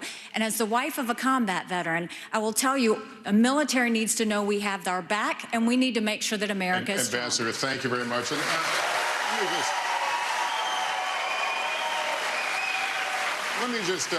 let me just caution the audience. Let's not go down this road. We've asked you to please, keep restraining yourselves, and would be helpful so we can hear the candidates, because these are important issues and the voters want and need to hear them. Mr. Ramaswamy, I'm saying my worst nightmare is that buffering, but shouldn't happen again. We should be all good. Why should you be the nominee and not the former president? I think there's something deeper going on in the Republican Party here, and I am upset about what happened last night. We've become a party of losers at the end of the day. It was a cancer in the Republican establishment. Let's speak the truth. I mean, since Ronna McDaniel took over as chairwoman of the RNC in 2017, we have lost 2018, 2020, 2022, no red wave that never came. We got trounced last night in 2023. And I think that we have to have accountability in our party. For that matter, Ron, if you want to come on stage tonight, you want to look the GOP voters in the eye and tell them you resign, I will yield my time to you. And frankly, look, the people there cheering for losing in the Republican Party. Think about who's moderating this debate. This should be Tucker Carlson, Joe Rogan, and Elon Musk. We'd have 10 times the viewership, asking questions that GOP primary voters actually care about, and bringing more people into our party. Do you think the Democrats, we've got Kristen Welker here, do you think the Democrats would actually hire Greg Gutfeld to host a Democratic debate? They wouldn't do it. And so the fact of the matter is, Kristen, I'm going to use this time because this is actually about you in the media and the corrupt media establishment. Ask you, the Trump-Russia collusion hoax that you pushed on this network for years, was that real, or was that Hillary Clinton made up disinformation? Answer the question. Go. Mr. Roberts. Sorry. This is how we get our country back. We need accountability, because this media rigged the 2016 election. They rigged the 2020 election with the Hunter Biden laptop story. Mr. Ramaswamy, and they're going to rig this election. Your time is up. Accountability. Let me turn to Governor Christie. Why you? Somebody wants a soundbite on Fox News. Somebody wants to be the next Tucker Carlson guest. Let the candidates speak. Governor Christie, why you and not former President Trump? Well, Lester, look, you said it at the beginning of the debate. We are dealing with extraordinarily important issues facing this country right now. We have our greatest ally in the Middle East under fire from a terrorist group that has committed to wiping them and every Jewish person in this world off the map. We have Ukraine with Vladimir Putin, a communist KGB dictator who wants to put the old band back together. He's starting in Ukraine, and he's going to move to the Baltics and Poland after that.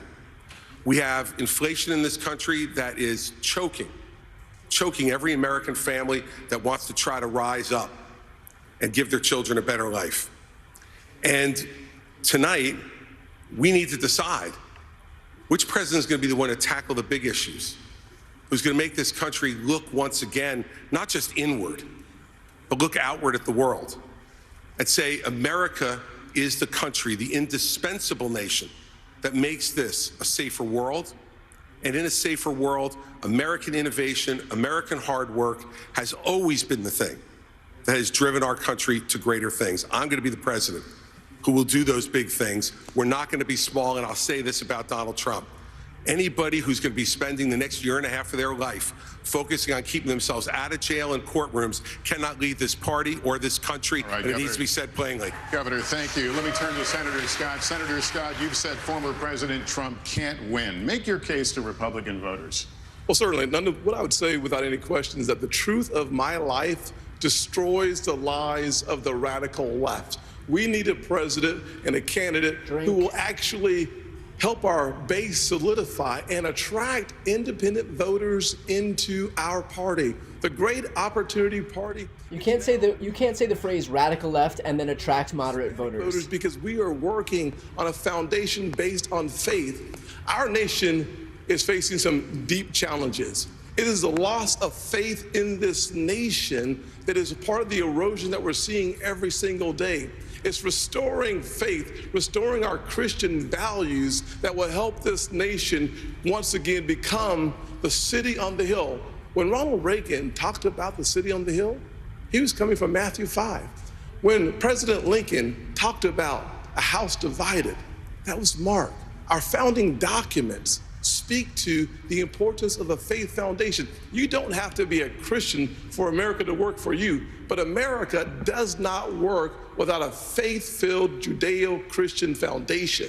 I would be the president that helps us restore faith in God, faith in each other, and faith in our future. Without that focus, none of the issues, the policies matter.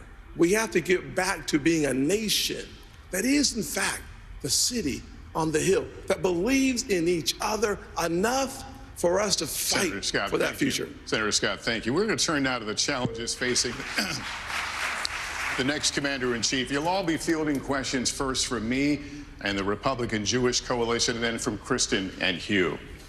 So as we continue forward, the Israel-Hamas war is barely a month old.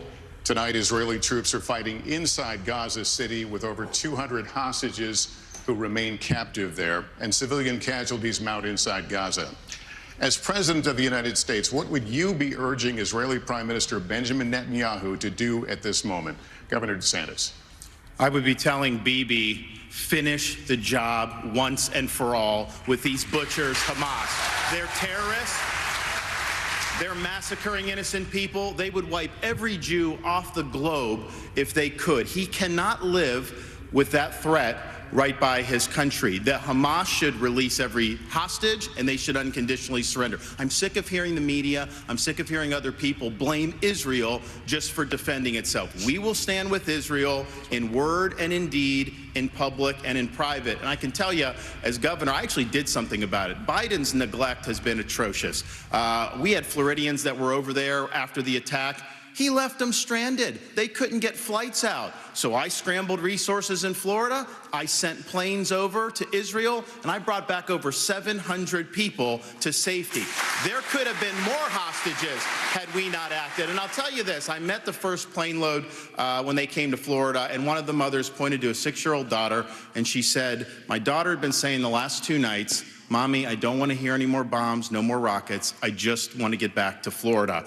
So there's a difference between words and deeds. We acted and we saved lives. Thank you. Ambassador Haley, what would you do? What would you be urging Prime Minister Benjamin Netanyahu to do? Would you consider a humanitarian pause, for example? The first thing I said to him when it happened was I said, finish them. Finish them. And the reason is I worked on this every day when I was at the United Nations. And we have to remember that they have to, 1, eliminate Hamas, 2, support Israel with whatever they need, whenever they need it. And 3, make sure we bring our hostages home. We need to be very clear-eyed to know there would be no Hamas without Iran. There would be no Hezbollah without Iran. There would not be the Houthis without Iran. And there wouldn't be the Iranian militias in Syria and Iraq that are trying to hit our military men and women if it hadn't been for Iran. And who is funding Iran right now? China is buying oil from Iran. Russia is getting drones and missiles from Iran. And there is an unholy alliance. We need to be clear-eyed. The last thing we need to do is to tell Israel what to do. The only thing we should be doing is supporting them and eliminating Hamas. It is not that Israel needs America. America needs Israel. They are the tip of the spear when it comes to this Islamic terrorism, and we need to make sure that we have their backs in that process. All right. Thank you. Mr. Ramaswamy. Mr. Ramaswamy, any daylight between you and the candidates we just heard on this issue, on what you would tell the Prime Minister? Not in terms of what I would tell the Prime Minister, no. In fact, I would go one step further. The founding vision of Israel was based on the idea that they don't want to depend on anybody else's sympathy or direction in defending themselves. So what I would tell Bibi is that Israel has the right and the responsibility to defend itself. I would tell him to smoke those terrorists on his southern border, and then I'll tell him as President of the United States, I'll be smoking the terrorists on our southern border. That's his responsibility. This is our responsibility. That's how we move forward. But I want to be careful to avoid making the mistakes from the neocon establishment of the past. Corrupt politicians in both parties spent trillions, killed millions, made billions for themselves in places like Iraq and Afghanistan, fighting wars that sent thousands of our sons and daughters, people my age, to die in wars that did not advance anyone's interests, adding $7 trillion to our national debt. And Joe Biden sold off our foreign policy. Joe Biden's son, Hunter Biden, got a $5 million bribe from Ukraine. That's why we're sending $200 billion back to that same country. The fact of the matter is the Republican Party is not that much better. You have the likes of Nikki Haley, who stepped down from her time at the UN. Bankrupt or in debt was her family. Then she becomes a military contractor. She joins the board of Boeing and otherwise, and is now a multimillionaire. So I think that that's wrong when Republicans do it or Democrats do it. That's the choice we face. Do you want a leader from a different generation who's going to put this country first, or do you want Dick Cheney in 3-inch heels? All right, Mr. In which case, we've got 2 of them on stage Mr. tonight. Ramaswamy, thank you. Senator Scott, Yes. Senator, same question to you about, you're the president, you're on the phone in the Oval Office with the Prime Minister, you tell him what? Well, number one, I would tell Prime Minister Netanyahu, not only do you have the responsibility and the right to wipe Hamas off of the map, we will support you. We will be there with you. We'll stand shoulder to shoulder. There will be no daylight. But I would change the station a little bit, though, and head back home to America. I would say to President Biden, diplomacy only is a weak strategy. Appeasement leads to war. From President Obama to President Biden, Obama sent millions to Iran. Frankly, President Biden has sent billions to Iran. That is why I've said that there's blood dripping from the hands of President Obama and President Biden. I would tell President Biden with great clarity, if you want to stop the 40+ attacks on military personnel in the Middle East, you have to strike in Iran.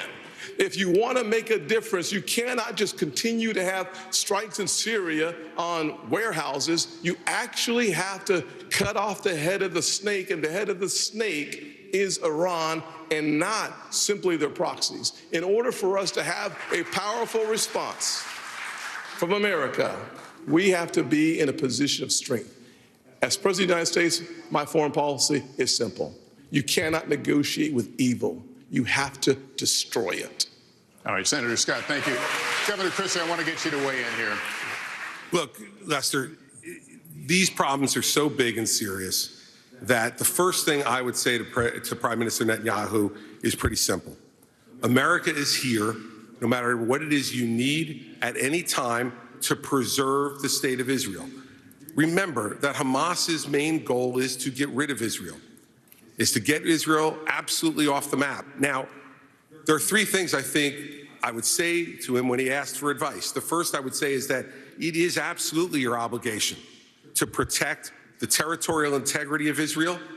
Secondly, to make sure you protect the security and the safety of your people. Every time something happens to compromise either one of those things, it creates greater unrest in the entire region. Second, you must go in and make sure that Hamas can never do this again. The fact is that Israel and their intelligence community failed. They failed here, and they failed the people of the state of Israel. And so we need to work closely and better together to make sure, one, that they're degraded, and two, that we know everything that's going on inside the Gaza Strip when it's going on, so that something like this can't happen to kill 1,400 individuals again. And the third thing is to keep your eye on the ball. Make sure that we continue to isolate Iran, work with the reasonable nations in the Middle East, the other Arab nations who want to partner with you, and make sure that we continue to isolate Iran so that their only friends in the world are the part of the evil foursome: China, Russia, Iran, and North Korea. Governor Christie, thank you very much. And we're going to continue in this vein right now with a question from Matthew Brooks, the CEO of the Republican Jewish Coalition, a partner of the Republican National Committee in this debate. Here it is.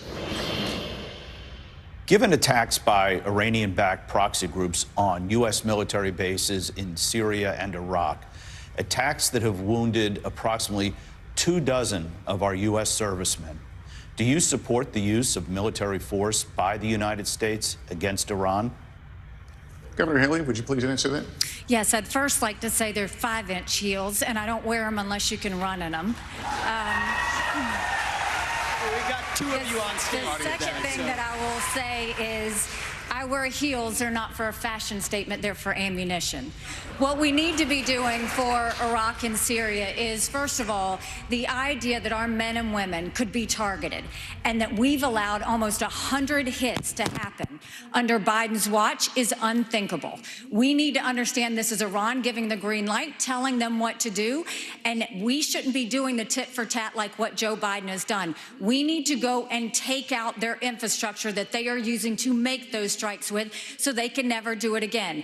Iran responds to strength. You punch them one and you punch them hard and they will back off. But what we don't need is Biden falling all over himself to get back in the Iran deal. Him giving $6 billion to get 5 hostages home. Him telling Netanyahu now that he needs a pause or a ceasefire. We don't need him going and sitting there tiptoeing around Iran because he thinks they're going to do something. You don't respond to an enemy and a terrorist with fear. You respond with strength. When you do that, that's when the world pays attention, and that's when Iran stops. Thank you. Governor DeSantis, if I can continue with you.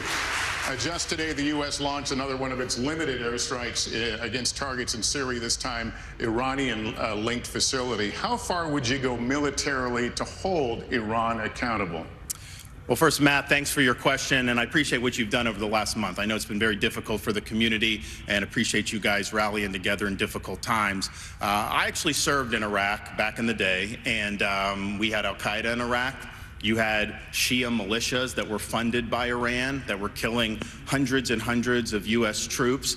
And as Commander-in-Chief, I am not going to put our troops in harm's way unless you're willing to defend them with everything you have. Biden has them out there. They're sitting ducks. He's doing glancing blows. That's just inviting more attacks from the Iranians. I would say you harm a hair on the head of an American service member, and you are going to have hell to pay. We are not just going to sit there and let our service members be sitting ducks, and that's true whether it's Iran or whether it's any country on the world. We have to be strong, and we have to defend the people who defend us. All right, thank you, Governor. Now our second and final question from Matthew Brooks of the Republican Jewish Coalition. Please watch. Jewish students across the country are threatened and under attack. What do you say to Jewish students on college campuses who feel unsafe given the dramatic rise in anti-Semitism? And what do you say to university presidents and college presidents who have not met the moral clarity moment to forcefully condemn Hamas terrorism? Mr. Ramaswamy, would you like to take that one? Absolutely. I think the scourge of anti-Semitism across this country, including at places like my alma maters and places like Brooklyn Bridge in New York, it's sad to see, but here's what history teaches us. Anti-Semitism is a symptom of a deeper cancer in a country and a society that is lost, and we are lost. Several years ago when I wrote my first book, Woke Inc., I was talking about they were chanting death to America. Death to white people, death to Christians. Nobody was waking up back then. Now it's even bad. Now they're saying death to Israel and worse. So it is wrong, but we have to get to the root cause here. Now, I think it's really important that we do this through leadership, not censorship. Leadership means fill that void with purpose and meaning. Dilute this wokeism and anti-Semitism to irrelevance. These kids, they have no idea what the heck they're even talking about when they're siding with Hamas over Israel. They are fools. But I also want to caution here, if we go the direction of Ron DeSantis or Nikki Haley, with whom I respectfully disagree on this issue, pro-censorship, telling student groups to disband, mark my words, soon they will say if you question a vaccine and its side effects, you're a bioterrorist. Soon they will say that if you show up at a school board meeting, you're a domestic terrorist. Soon if they say that J6 prisoners should be released, you're an insurrectionist terrorist. So that's where this road ends. We don't quash this with censorship because that creates a worse underbelly. We quell it through leadership by calling it out. These university administrators have lost their way, and we need leadership at the top in the United States of America that restores our founding values and that has no place for this kind of anti-Semitic hate. That's where I stand while respecting our Constitution. Your time is out. Senator Scott, let me get you to weigh in on what you just heard. Well, let me just say to every single university president in America, federal funding is a privilege, not a right. Number one. Number two, to every student who've come to our country on a visa to a college campus, your visa is a privilege, not a right. Number three, any campus that allows for anti-Semitism and hate, to allow students to encourage terrorism, mass murder, and genocide, you should lose your federal funding today, period. To all the students on visas who are encouraging Jewish genocide, I would deport you from those campuses. We have to stand strong with our Jewish Americans. At the end of the day, we should not have our Jewish students in a library being told to hide. On our streets in New York, a Jewish citizen has the right to walk on the streets of America with no fear. They have the right to go to college campuses, go to class, and not fear. We will restore that. I started working on anti-Semitism on college campuses in 2017 because even then there was a rise of anti-Semitism on college campuses. We must force the people off those campuses and Senator frankly, Scott, thank you. Let me out of our country. Let me turn to the Governor DeSantis here. What do you think about what he just said? I was the first presidential candidate to say, if you are here on a student visa as a foreign national, you're making common cause with Hamas, I'm canceling your visa and I'm sending you home. No questions asked. Second, I have friends here in Florida who their kids do not feel safe even going to university campus at all outside of the state of Florida. You have Jewish students fleeing for their lives at Cooper Union. Joe Biden should have the Department of Justice on these college campuses and holding the universities accountable for civil rights violations. When you should not have money going to these places. I already acted in Florida. We had a group, Students for Justice of Palestine. They said they are common cause with Hamas. They said, we're not just in solidarity, this is what we are. We deactivated them. We're not going to use state tax dollars to fund jihad. No way. And what is Biden doing? Not only is he not helping the Jewish students who are being persecuted, he is launching an initiative to combat so-called Islamophobia. No, it's the anti-Semitism that's spiraling out of control. Right. That is what we have to confront. And as president, I can tell you this, we are not going to stand for this on college campuses any longer. All right, Governor, thank you. Let me turn to Governor Christie. And considering what he just said, you led a state with a sizable Muslim population. Last month, as you know, a 6-year-old Palestinian-American boy was killed in Illinois by his landlord. His mother was also stabbed more than a dozen times in what has been charged as a hate crime. What do you say to Muslim Americans who are also feeling afraid for their safety right now? Lester, I'm the only one on the stage who's actually had experience in dealing with this. I was appointed by President Bush to be the U.S. Attorney in New Jersey on September 10th, 2001. And when I took over that job after the September 11th attacks, I had to deal with a situation in our state that was explosive. We're the most ethnically diverse state in this country. And so first, we heard credible reports about Jewish students and synagogues being threatened in our state in the aftermath of 9/11. We made sure that we sent federal agents to those synagogues and we protected them, and the same thing should be being done now. At the very same time, I personally went from mosque to mosque in New Jersey and met with the leaders of those mosques and with the members of the mosques. And I said to them, law enforcement is on your side to protect you, regardless of your religion, if you are going to comply with the law. And we developed fabulous relationships with Muslim Americans all across the state of New Jersey, and we stopped any hate crimes that were going on either against Jewish Americans in New Jersey or Muslim Americans in New Jersey. It takes leadership, Lester, to know how to do this. You must work with both sides. Both sides need to know it, but let us never have a false moral equivalence between Hamas and Hezbollah and the Jewish people. The Jewish people stand for right and justice, and Hamas and Hezbollah stand for death. Governor Christie, thank you. Ambassador Haley, what do you say to Americans who are simply afraid right now in this current environment that we're talking about? I think, you look at the country, and the country is all out of sorts. I think, look at what these kids are dealing with on college campuses. What makes me so angry is not only do you have the kids barricaded in the library, they've said they were going to shoot up the kosher dining hall. You've got kids' dorm rooms who are being set on fire because they have something related to Israel on their doors. No person should ever feel in danger like this. And this is what I would say about our college presidents, is if the KKK were doing this, every college president would be up in arms. This is no different. You should treat it exactly the same.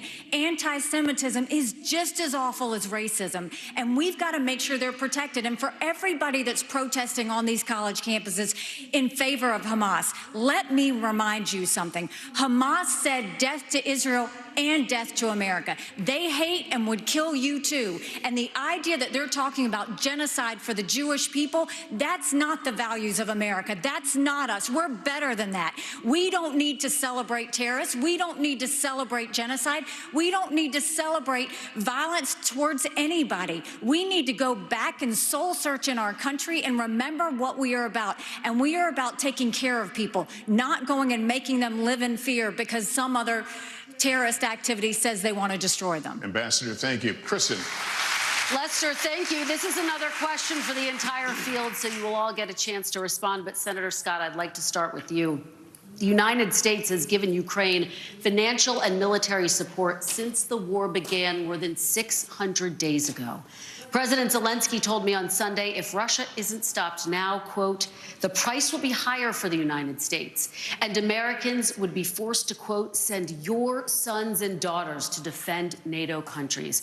Senator Scott, where do you stand on more funding for Ukraine? I certainly have been very supportive of Ukraine. I believe that ultimately we should make sure that the President of the United States states what is America's national vital interest in Ukraine. It is actually in degrading the Russian military. We've been very effective using our resources and our weaponry and the incredibly high price of Ukrainian blood to achieve that objective. Every day we get closer to the degradation of the Russian military, and that's good news. But the American people are frustrated that they do not have a president who reminds us and tells us, where's the accountability? Where are those dollars? How are those dollars being spent? We need those answers for us to continue to see the support for Ukraine. And at the same time, I would say that a package that's been offered by the president for Ukraine and Israel, that's the wrong approach. We need to focus specifically on providing Israel with the $14 billion that they need so that we show the world that we are 100% undeniably standing shoulder to shoulder with Israel. And then as we turn away from that direct support for Israel, we should go to our southern border and close our southern border with the resources necessary. I believe that we have sleeper terrorist cells in America. Thousands of people have come from Yemen, Iran, Syria, and Iraq. If we are going to deal with the national security emergency at our border, we have to do it now. Senator Scott, thank you. But just to be very clear, if you were president, if you were in the Oval Office today, would you sign off on more military funding for Ukraine, or would you discontinue it? Bottom line is we have to first have the level of accountability that allows the American people to understand where the resources have gone. Number one. Number two, after we have that responsibility taken care of and accountability, then we have an opportunity to look at the overall strategy that helps us degrade the Russian military while we use our resources and, frankly, keeping our NATO partners safe from the Russian military is absolutely essential. As you understand, Article 5 would require to support and to defend NATO, our troops on the ground. The fastest way for us to eliminate that possibility is for us to destroy, to the extent possible, the Russian military. By doing so, we actually achieve the objective of keeping our military home. And that's good news. Thank you, Senator Scott. Mr. Ramaswamy, are you persuaded by President Zelensky's urgent new plea? Where do you stand on more funding? I'm absolutely unpersuaded. And I'm actually enjoying watching the Ukraine hawks quietly, delicately tiptoe back from their position as this thing has unwound into a disaster. The first half of this race, I was the only person standing for it. Now they're actually quietly coming around to being more cautious, as they should. Level with the American people here. Ukraine is not a paragon of democracy. This is a country that has banned 11 opposition parties. It has consolidated all media into one state TV media arm. That's not democratic. It has threatened not to hold elections this year unless the U.S. forks over more money. That is not democratic. It has celebrated a Nazi in its ranks, the comedian in cargo pants, a man called Zelensky, doing it in their own ranks. That is not democratic. More facts for you that you won't hear from the mainstream in either party or the mainstream media. The regions of Ukraine that are occupied by Russia right now in the Donbass, Luhansk, Donetsk. These are Russian-speaking regions that have not even been part of Ukraine since 2014, that other people probably couldn't name those provinces for you. Those are the hard facts. And so to frame this as some kind of battle between good versus evil, don't buy it. And I'd like the likes of the sharpest of the war hawks on Ukraine, Nikki Haley, to have some accountability and answer. Do you want to use U.S. taxpayer money to fund the banning of Christians? That is actually what's happening. They're using the Ukrainian Orthodox Church. They have banned them. The Ukrainian parliament just did this last week, supported by our dollars. And I think you owe it to the American people, Nikki, to at least this one time at least condemn. Thank you. That's time. At least to condemn their banning of Christians. Mr. Ramaswamy, thank you. Out of both sides Mr. Ramaswamy, thank you. We asked the questions. Ambassador Haley, well, she deserves to what is your take on more funding for Ukraine? I am telling you, Putin and President Xi are salivating at the thought that someone like that could become president. They would love to see that. The fact of the matter is she doesn't answer the question. So this is what I will tell you. We're driving Russia into China's hands because of these foolish policies. You had your time to talk. The ambassador has the floor. Thank you. The first thing I'll tell you is we all remember what that thug did when he invaded Ukraine. We all know that 500,000 people have died because of Putin. And here is a freedom-loving, pro-American country that is fighting for its survival and its democracy. No, I don't think we should give them cash. I think we should give them the equipment and the ammunition to win. And I'll tell you, if Biden had done it when they first asked for it, this war would be over. But let's also remember this. When you left Afghanistan in shambles and left them with a ton of weapons and money, it's not that we left, it's how we left. When you look at Ukraine, don't think for a second, now everybody wants to move away from Ukraine. They'll want to move away from Israel a year from now. America can never be so arrogant to think we don't need friends. After 9/11, we needed a lot of friends. Now is the time to get partnerships. This unholy alliance between Russia, Ukraine, and China is real. There is a reason that Taiwanese want us to support the Ukrainians. It's because they know that China's coming after them next. There is a reason Ukrainians want us to support Israelis, because they know that if Iran wins, Russia wins. Ambassador, we have to see the combination of the three. Ambassador, thank you. Governor Christie, what is your take, and how long should Americans be expected to help fund the war in Ukraine? Kirsten, let's remember the last time that we turned our back on a shooting war in Europe. It bought us just a couple of years. And then 500,000 Americans were killed in Europe to defeat Hitler. This is not a choice. This is the price we pay for being the leaders of the free world. And the fact is, this alliance is not just with Russia and China. Governor Haley knows this. Iran is in the middle of this as well, and so is North Korea. And they are all working to support Russia right now. And the reason they're doing it is because dictators work together. People who believe in democracy work together. We must stand with all of those that are standing up for democracy and freedom in this world. And by the way, let's remind everybody of this. In 1992, this country made a promise to Ukraine. We said if you return nuclear missiles that were part of the old Soviet Union to Russia and they invade you, we will protect you. An American promise that's 31 years old is no different than an American promise that's made tonight on this stage. We need to stand by it. And those of us who forget history are doomed to repeat it. And I'd like to respond. And the absolute giving in to dictators, which is being suggested on this stage, just shows the immaturity of the approach. Governor Christie, thank you. Governor DeSantis, I'd like you to weigh in on this idea. Are you concerned that this could become a wider war if Putin is not stopped now? Well, any suggestion by Zelensky or anyone else that we're going to eventually have U.S. troops there, I can tell the American people when I'm president that will not happen. We are not going to send your sons and daughters to Ukraine. I am going to send troops to our southern border. If you look at the threats that we face, terrorists have come in through our southern border. I'm going to shut it down. I'm going to have the military, and I'm going to deport the people who've come, particularly under Biden, who've come from the Middle East, come from all these places. Now, Biden wants $105 billion. 60, most of that's Ukraine, including some of it going to pay pensions for bureaucrats and salaries. That is a totally ridiculous use of American tax dollars. He says he has money for border to try to do, and the media repeat that. When you look at it, what most of the money is money to process more illegal aliens into this country. How is that solving the problem? That's making the problem worse. And what does he do for the Indo-Pacific? A pittance. That is the top threat that we face. We need to bring this war to an end. We need the Europeans to step up and do their fair share. And we need to get serious about the top threat that this country faces, which is the Chinese Communist Party. So if I may respond to the Ukraine question. In fact, we are going to go from the hot wars in Ukraine and Gaza and Israel to what many people are calling the new Cold War with China. And I remind the audience that it's important for our visitors at home to be able to hear you, and especially for the people in Beijing to hear you. Many Republicans believe that the Chinese Communist Party and General Secretary Xi is an existential threat to the United States. The flashpoint is Taiwan. For decades and decades, the American military, but primarily the United States Navy, has deterred an attack from China to the island state of Taiwan. But Ronald Reagan's Navy of 600 ships is gone.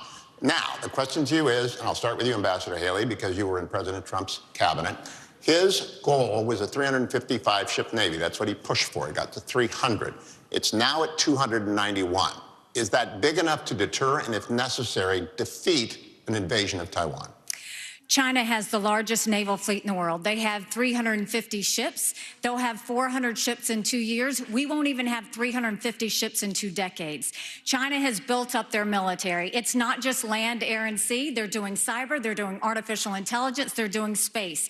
America needs to modernize our military. We need to do everything we can. The first thing is you go and you make sure you have the backs of Ukraine. That's why the Taiwanese want us to support Ukraine, because they know that sends the biggest message to China. The second thing is we go to China and we start being tough on them. No more sales of our American soil to China, and let's take back what they've already stolen. Then you go and to the universities. No more having millions of dollars go to our universities. Then we will go and end all formal trade relations with China until they stop murdering Americans from fentanyl, something Ron has yet to say that he's going to do.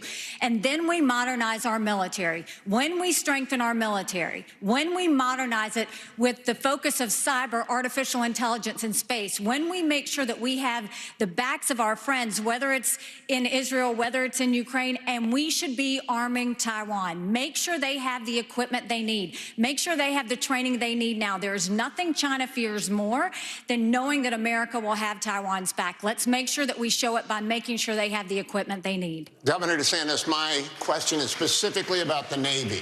It's at 291. It's going to go down perhaps as low as 280. Is it enough? And what would you build if you were going to build more? Not enough. We have to have the ability to back up a strategy of denial of President Xi's ambitions. And if China is able to be the world's leading superpower, that will affect you and your family in ways that are going to be very bad. They will export authoritarianism all around the world as the cost of doing business. They will impose things like social credit scores and internet monitoring. So this is, to this generation, what the Soviet Union was to the post-World War II generation. I've already released a plan. We're going to get to 355 ships at the end of the first term, 385 ships at the end of the second term, but we're going to have a path to 600 ships over the next 20 years. I think the future of freedom is going to be determined in the Indo-Pacific. We have a strategy not just military, but decoupling from the economy and fighting them here at home with their cultural. You know, Ambassador Haley said somehow I wasn't doing. She welcomed them into South Carolina, gave them land near a military base, wrote the Chinese ambassador a love letter saying what a great friend they were. That was like their #1 way to do economic development. In Florida, I banned China from buying land in this state, and we kicked out on our universities, and we kicked the Confucius Institutes out of our universities. We've recognized the threat, and we've acted swiftly and decisively. Senator Scott, you've been in the Congress since 2011. Defense spending has fallen over that entire period of time. Where are we going to get the money, and what would you build, and what kind of ships to deter China from attacking Taiwan? Well, two major problems with the question. Number one, we do not have currently a defense industrial bank to allow us to have the kind of production that we need in order to keep America safe. Frankly, if we are not prepared to fight and engage in 3 continents at the same time, think about where we are today. In the Middle East, we are in the midst of trying to back our strongest ally. In Eastern Europe, we're seeing our resources and our weaponry help degrade the Russian military. The Indo-Pacific, we have real challenges. The long-term threat is China. Immediate threat is our southern border. In order for us to have the military to fight 3 different continents at the exact same time, we are going to have to invest heavily in our military, but we're also going to have to invest heavily in an industrial base so that we can hit our objectives from a military perspective, not only with our ships, but also with our planes. We are so old as a military that in order for us to recalibrate, we're going to have to invest. One of the things I do in my Made in America strategy is we create more than 4 million new jobs by having high-tech manufacturing come back to America, decoupling from China, so that we focus our attention on creating that industrial revolution that will be necessary for us to achieve the goal of having a military that is ready to be lethal and come home safe. Thank you, Senator. Mr. Ramaswamy, I'm looking for specifics. What would you build? Where would you build it? When would they be in the water? How big would the fleet get? First answer is end the toxic divest to invest program. For people who don't know about that, we're decommissioning ships in the South China Sea. The foundation of war is economics. Rebuild our defense industrial base at home. But here's the dirty little secret. Our actual defense industrial base depends on China for the supply chain, for the F-35 jets, for the ships that we're building. Think about this. Why are we stockpiling that if it isn't to actually be strong against our enemy, China? We depend on them for that. Just like we depend on them for pharmaceuticals, just like we depend on them for semiconductors. So here's why we can't get tough with China. It's because we depend on them for our modern way of life, and we have to declare economic independence from our enemy. That's the Declaration of Independence that Thomas Jefferson, at the age of 33, would have signed. And today, if he were alive, that's the Declaration of Independence that I will sign as the next president. I do have to recognize that Ron DeSantis was correct about acknowledging Nikki Haley's tough talk when she was ambassador to the UN, calling China our great friend, bringing the CCP to South Carolina. What he left out, though, Ron, and be honest about it, there was a lobbying-based exemption in that bill that allowed Chinese nationals to buy land within a 20-mile radius of a military base lobbied for by one of your donors. So I think we have to call a spade a spade. We need politicians who are independent of the forces that increase our dependence on China. My message to Xi Jinping is this. You are done buying land in this country. You will not donate to universities in this country. U.S. businesses won't expand into the Chinese market until you play by the same set of rules. Ramaswamy, you're kicked out of the WTO, and you actually have to have accountability for the COVID-19 pandemic financially, which unleashed hell on the world. We have to hold them accountable. Do you have a number and a plan? I think that we need to increase our naval capacity by at least 20% over the course of the next several years. I think we have to, at minimum, be able to meet our AUKUS agreement standards. Right now, we are at risk of not even being able to meet our AUKUS standards with Australia and the UK. So what we need to do is have a plan that reverses the trajectory of the divest to invest program Hugh, I'd like to by 20% over the next 3 years. Governor Christie? You know, my first observation, Hugh, is that nobody answers your question. And my second observation is these three in the middle think they're the enemy. I know China is the enemy, and that's what we should be focused on. So let's be really clear. The nuclear submarines in this United States Navy is the greatest deterrent to Chinese aggression, and that is the first place I would go to increase American naval power. Our nuclear submarines are able to move stealthily, quietly, and effectively, and if we are going to deter China from invading Taiwan, the only way we're going to do it is to make sure that they don't know whether how many nuclear submarines from the United States of America are in the South China Sea and in that area and ready to strike on them if they decide to move on Taiwan. And so we, as our first priority, need to go directly to our nuclear sub-program, Hugh, and we need to increase it drastically. That would be priority number one. Ships would come next, but to me, the ships are secondary choice here. The submarines are the single most important thing that we could be deterring, that we could be using to deter China. But the other thing we could do to deter China is to let them know that the blood money they're spending for Russia in Ukraine right now will not be effective, that we send Putin home with his tail between his legs and make them understand that the same fate waits for them if they decide to move towards Taiwan. With a more aggressive nuclear sub-program, we'll be able to make that threat real. Thank you, Governor. We're going to take a brief pause now, and we'll be back to the Republican presidential primary debate. Please stay tuned.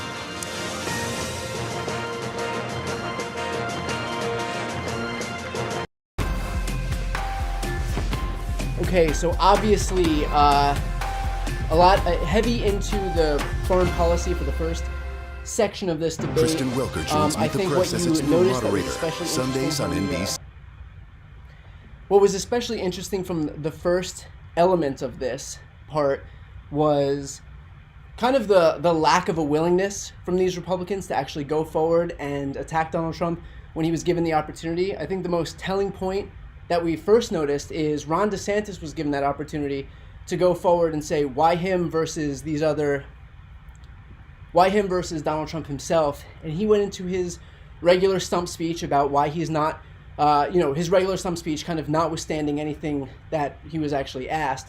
And I think it goes to show, which is the most important part of all of this, is that whether it's DeSantis or any of these people, they don't really have a plan moving forward to actually defeat Donald Trump. And so they're perfectly content to like run this second place contest. And we saw some very little daylight in between from these candidates in terms of where they stand on foreign policy issues.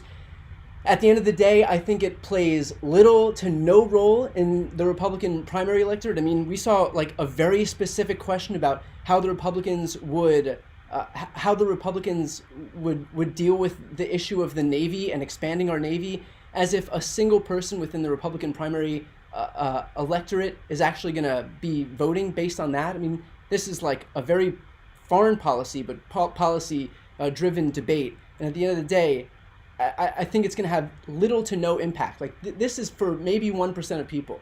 This is them just basically, I don't know, given a platform to just spew what they know, and then it'll go in one ear and out the other. Because at the end of the day, it's really going to be up to, this is really just the same electorate that is rallying behind Donald Trump, the guy who can't even spell the word stolen correctly, and whose entire campaign is predicated on this idea, this mistaken notion that he won the 2020 election, is now going into foreign policy specifics about what they would do to bolster our Navy. I mean, nothing squares here. And this idea that any of these people who are watching this debate within the Republican primary base are going to make their decisions based on any of these issues.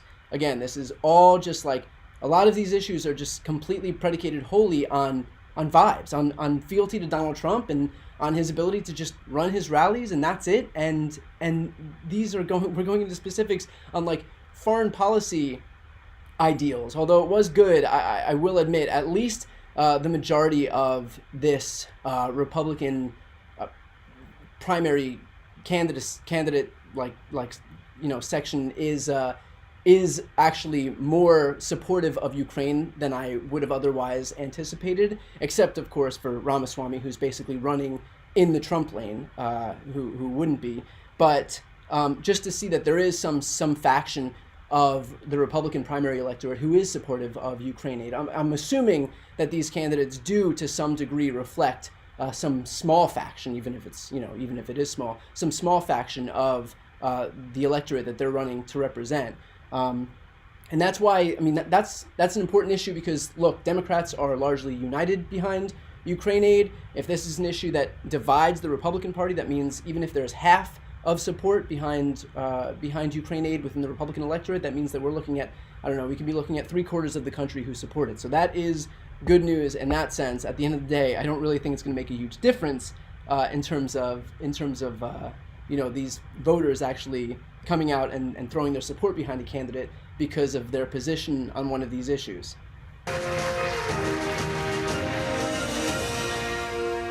And welcome back to tonight's NBC News Republican presidential debate. Once again, here's Hugh Hewitt. Thank you, Lester. We're going to stay on China, and we're going to talk specifically about TikTok. Last week, Congressman Mike Gallagher, who is chairman of the House Bipartisan Select Committee on the Chinese Communist Party, published a long essay on TikTok following the flooding of pro-Hamas propaganda onto TikTok accounts across the United States. Chairman Gallagher called it shocking. He called the app predatory, controlled by America's preeminent adversary, one used to push propaganda and divide America. It's spyware, he said, a means of surveillance. Governor Christie, do you agree with Chairman Gallagher? And if so, would you ban or force the sale of TikTok? I agree 100% with Chairman Gallagher, and let me say this. TikTok is not only spyware, it is polluting the minds of American young people all throughout this country, and they're doing it intentionally. And when you saw what happened in the last few weeks with all of this anti-Semitic, horrible stuff that their algorithms were pushing out at a gargantuan rate, this is China trying to further divide the United States of America. And this is one of the big failings among many of the Trump administration. He talked tough about TikTok. I heard him do it many times. But when it came down to it, he did not ban them when he could have and should have. And now since then, we've had an additional nearly 6 years of this type of poison being put out throughout the United States, even putting aside the spying, which we know is going on, and the theft of American personal data and information. So in my first week as president, we would ban TikTok. They want to go ahead and sell it? Let them go ahead and sell it. But I'll tell you another reason we would do it. Facebook's not in China. X is not in China. They're not permitting a free flow of information to the Chinese people from our social media companies, yet we just open the door and let them do what they're doing. TikTok should be banned because they are poisoning American minds, and I would do it week one. Thank you, Governor. I want to go to Governor DeSantis. Would you ban or force the sale of TikTok regardless? The irony of this is, like, have these people been on TikTok? It's like my TikTok algorithm is like recipes for dinner. Infiltrating different parts of our society. So my policy on China and the Chinese Communist Party is very simple. We win, they lose. And in order to do that, it's not just military, it's economic, and it's cultural. And as the dad of a 6'5" and a 3-year-old, I'm concerned about the data that they're getting from our young people and what they're doing to pollute the minds of our young people. These kids get these devices and they have a mind of their own. And I know a lot of parents are looking, it's hard to even keep it out. China's obviously the most extreme, but this is happening with other things. So we are going to do that, and we are going to make sure to protect the American people. It's a full spectrum approach to be able to fend China off. Yes, military deterrence. Yes, economic decoupling, but also their role in our culture. If we ignore that, we're not going to be able to win the fight. Thank you, Governor. Ambassador Haley, speak to the parents out there. There are probably TikTok apps on half the phones in this auditorium. No, I'm going to speak to the fact that 2 people hit me and you didn't let me respond. So let's first talk about the fact that they want to talk about the Chinese land from 10 years ago. Yes, I brought a fiberglass company 10 years ago to South Carolina. But, Ron, you are the chair of your Economic Development Agency that, as of last week, said Florida is the ideal place for Chinese businesses. Not only that, you have a company that is manufacturer of Chinese military planes. You have it. They are expanding 2 training sites at 2 of your airports now, one which is 12 miles away from a naval base. Then you have another company that's expanding, and they were just invaded by the Department of Homeland Security. So mine was 10 years ago. You gave Yours them was stuff. 6 I months didn't ago. give them anything. What's your story? And I abolished that agency that she's talking about. No, Enterprise Florida, we abolished it, and of course we banned China from buying the land. website Not last exactly week. a Go great check. recruiting pitch if you're banning them from purchasing land scrubbed at the all. website So we've stood last up week. and Thank we've you, done the Ambassador right Haley. thing in Florida. Mr. Ramaswamy, we've talked about this. You campaign on TikTok. How do you get TikTok banned if you use it? Well, I want to laugh at why Nikki Haley didn't answer your question, which is about looking at families in the eye. In the last debate, she made fun of me for actually joining TikTok while her own daughter was actually using the app for a long time. So you might want to take care of your family first. Leave my before daughter preaching to out of your anybody. It's your voice. adult daughter. The next generation of Americans are using it. And that's actually... Doesn't look like people want that. Ironic that the party of family values always seems to attack other people's families. Is actually to say that we're just going to ban one app. We got to go further. We have to ban any U.S. company actually transferring U.S. data to the Chinese. Here's a story most people don't know. Airbnb hands over U.S. user data to the CCP. Now, that's a U.S.-owned company. So this is the problem when you have Republicans that temporarily go the way the winds blow, and now it's popular to talk tough on China. When she was UN ambassador, called them literally, her words, not mine, our great friend. You can't be fair weather fans of the right policy. Get to the root cause. Even U.S. companies in Silicon Valley are regularly doing it. Cut the virtue signaling. The fact of the matter is Democrats are on TikTok today. The only person, one of the few people who is putting up content the way the actual algorithms work, speaking for pro-Israel views or others, is Ambassador me. And I predict Haley, more Republicans will join it. But stop U.S. companies from turning over data to Chinese companies. That's the real Moderators answer, like not the virtue Kristen signal. don't get to respond to personal attacks, but you do. Thank you very much. You know, when he talks about me praising China, he doesn't know the fact that the reason China was praised was because I negotiated with China and Russia the largest set of sanctions against North Korea in a generation. That is literally the reason North Korea stopped testing ballistic missiles. So I said China did good on their part. That was a negotiation you could never is do. what you said, Nikki. Those are your words, not mine. And so just own up to it. You would never you can have change been your able to mind. get That's that allowed. negotiation But don't done. lie to the people about what you've said or what you've done in South Carolina. My You have brought entire them to South career Carolina. at the Ron is United right about Nations. that. Every day I fought China, and I did it by making sure no one could get any agency heads in UN. I did it by making sure that we called them out on human rights. I did it by making sure that we held them accountable on everything that they did. That's the reason we got out of the Human Rights Council. That's the reason we called them out. And there's not been a day I haven't Nikki, stopped. Senator Scott, it is your turn. Mr. Millions you Ramaswamy. made afterwards. Everybody else is hanging on to the rules here, Mr. Ramaswamy. Senator Scott. God. Thank you. We should. I appreciate y'all clapping for me already. This is wonderful answer. Love this. Without any question. Vivek What we should do an is annoying ban human TikTok, period. Now, we saw under former President Trump, he tried to ban TikTok twice, but was struck down by our federal courts. If you cannot ban TikTok, you should eliminate the Chinese presence on the app. Period. We also should provide, in my parents' Bill of Rights, we give parents the opportunity to give their kids permission under 14 to be on those apps. I think it's incredibly important for us as Americans to take back control of the information, especially of our kids. Where does it go? We should know that. One of the ways that we get to know that is by having a parental consent. But if we can eliminate TikTok, that is a first step.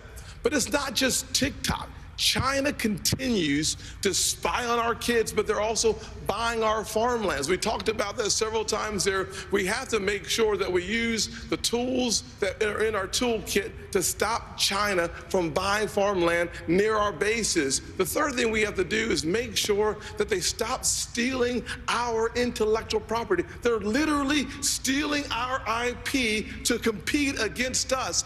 In my administration, we stopped that day one, and we start making sure that we create six-figure income for jobs made in America through my strategy. Kristen. Hugh, thank you so much. We're now going to talk about Venezuela, where millions have fled political and economic turmoil. Many Venezuelan immigrants are settling right here in Florida. Former President Trump and President Biden have taken different approaches to Nicolas Maduro's regime with little result. Former President Trump put economic pressure on Venezuela and backed one of Maduro's rivals. President Biden temporarily eased sanctions to encourage electoral reforms. Governor DeSantis, do you see the political situation in Venezuela as a threat to the United States, and what would your approach be? We should never rely on Venezuela for oil like Biden has had to go beg. I'm going to unleash all of America's energy potential. On day one, I'm taking all the Biden regulations, the Green New Deal, ripping it up and throwing it in the trash can where it belongs. We're going to lower your gas prices.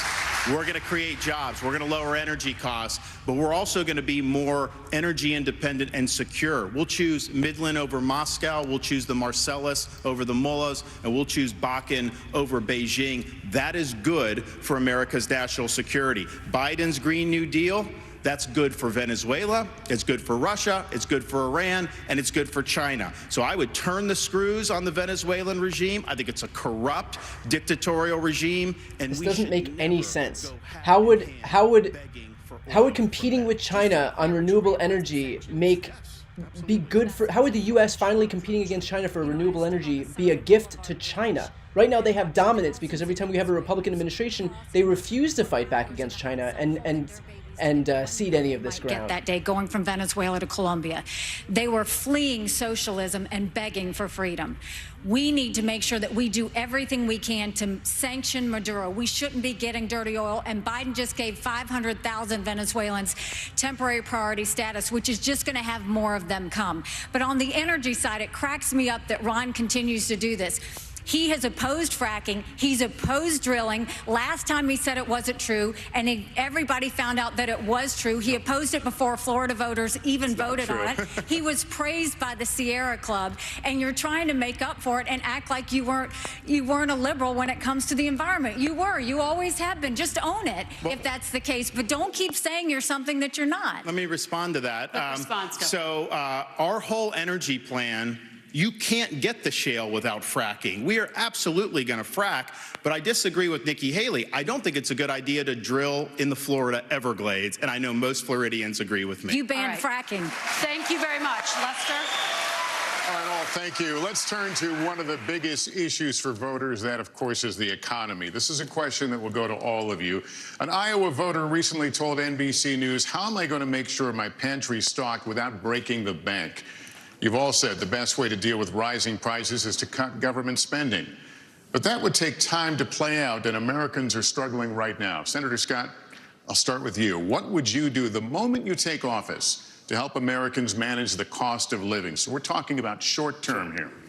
My mother was a single mother who raised me and my brother in a very challenging economic situation.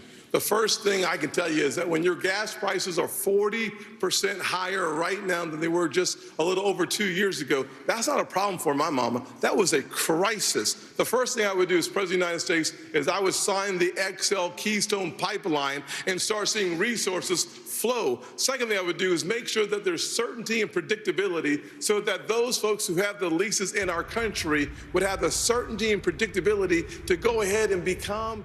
We're exporting more oil now than we ever have in American history. So this idea that we're not exporting oil is just focus on being energy dominant. America is the home to more energy resources than any other country on the planet. We can reduce the price of energy, we can reduce the price of food and the price of electricity if we focus on my build here, don't borrow from China plan that is embedded the Made in America strategy, creates 10 million new jobs in 3 different areas. One is innovation. Second is the high-tech manufacturing. And the third is the energy economy. We have an opportunity as Americans to actually export the surplus energy that we create in our nation and disconnect from China and from murderous dictators and tyrants around the world. Your time is up, but let me just follow up. The idea of pumping gas, of turning on pipelines, that doesn't make gas cheaper that day. I'm talking about you become president. What can you do specifically to help people feel better about their situation or be better with their situation? Well, actually, it does, to be honest with you. The way that the economy works is it works on the ability to anticipate excess supply versus the demand. When that happens, confidence drives our prices down because we know there's going to be a greater surplus. When you allow for those who have leases to actually start drilling, to start using those leases for more energy excavation, you put our economy in the strongest position. And as a result of that, prices start going down. That is the kind of economy that... So confidence drives gas prices down. You learn something every day. To making sure that we first use the resources in our own country and not going outside of our country in order to achieve our objective. You know, Proverbs 22:7 reminds us that the borrower is slave. When in doubt, pivot to the Bible. We have become an indentured servant too often to countries like China. By having an energy economy, we start allowing this nation to once again return. Senator, thank you. Let me ask the same question to Governor DeSantis.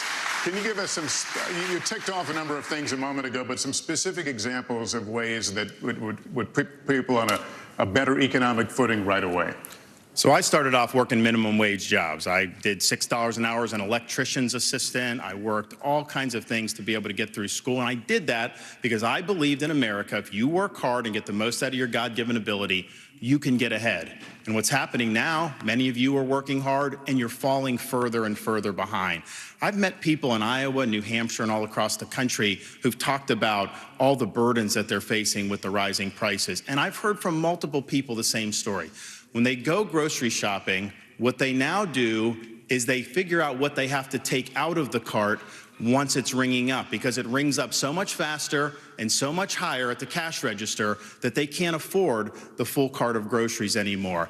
We have to restore the American dream in this country. What can you do on day one? Here's what I'm going to do. I'm going to take all the executive orders, the regulations, everything involving Bidenomics. I'm going to rip it up, and I'm going to throw it in the trash can on day one where it belongs. That is going to give the economy breathing room, and I'm also going to rein in the Federal Reserve. They have helped create, with their reckless monetary policy, what we have faced since the COVID-19 pandemic. They botched it. Congress botched it. Both parties are to blame. Fed should focus on stable prices. They are not an economic central planner for the American people. Governor, thank you. Mr. Ramaswamy, weigh in on this. Ways that you can improve people's financial condition in the short term. Right, and as a CEO, the economic question is core to my vision and policy prescription for this country. Increase the supply of everything. It's the law of supplies and demand. Increase the supply of energy. That brings down the cost of energy, grows the economy. Drill, frack, burn coal, embrace nuclear. Increase the supply of labor in this country. Stop using our taxpayer money to pay people more to stay at home instead of to go to work. Increase the supply of housing. People don't talk about this one in the Republican Party. The land use restrictions are constricting the supply of housing. That's making housing more expensive for ordinary Americans across this country. So that's the true answer. And I think it takes a CEO in the White House who actually understands this to get this done. Because Americans at home, they know the Bidenomics is a lie. Prices are going up, interest rates and mortgages to buy your home are going up, but wages have remained flat. That's the hard diagnosis for our economy. And this is about more than just our economy. I say this as a member of my generation. I'm 38 years old. I'm the youngest person ever to run for U.S. president as a Republican. The reason my generation has lost our sense of national pride, in part, is because people in my generation feel like the American dream isn't available to them. And part of the reason why is we burdened them with four-year college degrees that did not serve their head start on the American dream. People will be more proud of a country if we're all making more money in that country. This is how we revive national pride and our identity, and it will take a CEO in the White House with zero-based budgeting, by the way, to take on the federal debt to get this job done. Let me turn to Governor Christie on that. Well, look, Lester, part of the entire premise of the question, and I agree with Tim on this, is absolutely energy is the key to this because it drives every one of those other prices. You know, now food gets to your grocery store, it gets trucked. And those truckers have to pay for fuel, for the higher fuel prices. And when you go ahead and you tell people, we are going to unleash every bit of American energy, every bit of its potential, what happens in the futures markets? The prices go down, because those people who are believing that the Biden program will continue are the ones who are bidding this up. And let me tell you the other place that's bidding it up, in the Middle East. And so if you don't believe that making sure that Israel and that Israel situation that's going on right now isn't resolved, and resolved quickly as President of the United States, and bring stability back, that will also not permit countries like Saudi Arabia and others to be able to jack their prices as well in what they say is in response to a crisis, when it's really what it's in response to is putting more money in their pockets. When they have an American president who knows that Israel must be defended not with humanitarian pauses and not with suggestions for ceasefire, but with letting them know we will supply them with everything they need, that will also bring stability to the market. Energy is the key to bringing this down. It's what every American family needs when they turn on their lights, fill up their car, and go to the grocery store. And we need to do that first and foremost. That's the short-term answer. Governor Christie, thank you. Ambassador Haley, let me come at this from a slightly different direction. Americans in rural communities are being especially squeezed by inflation right now.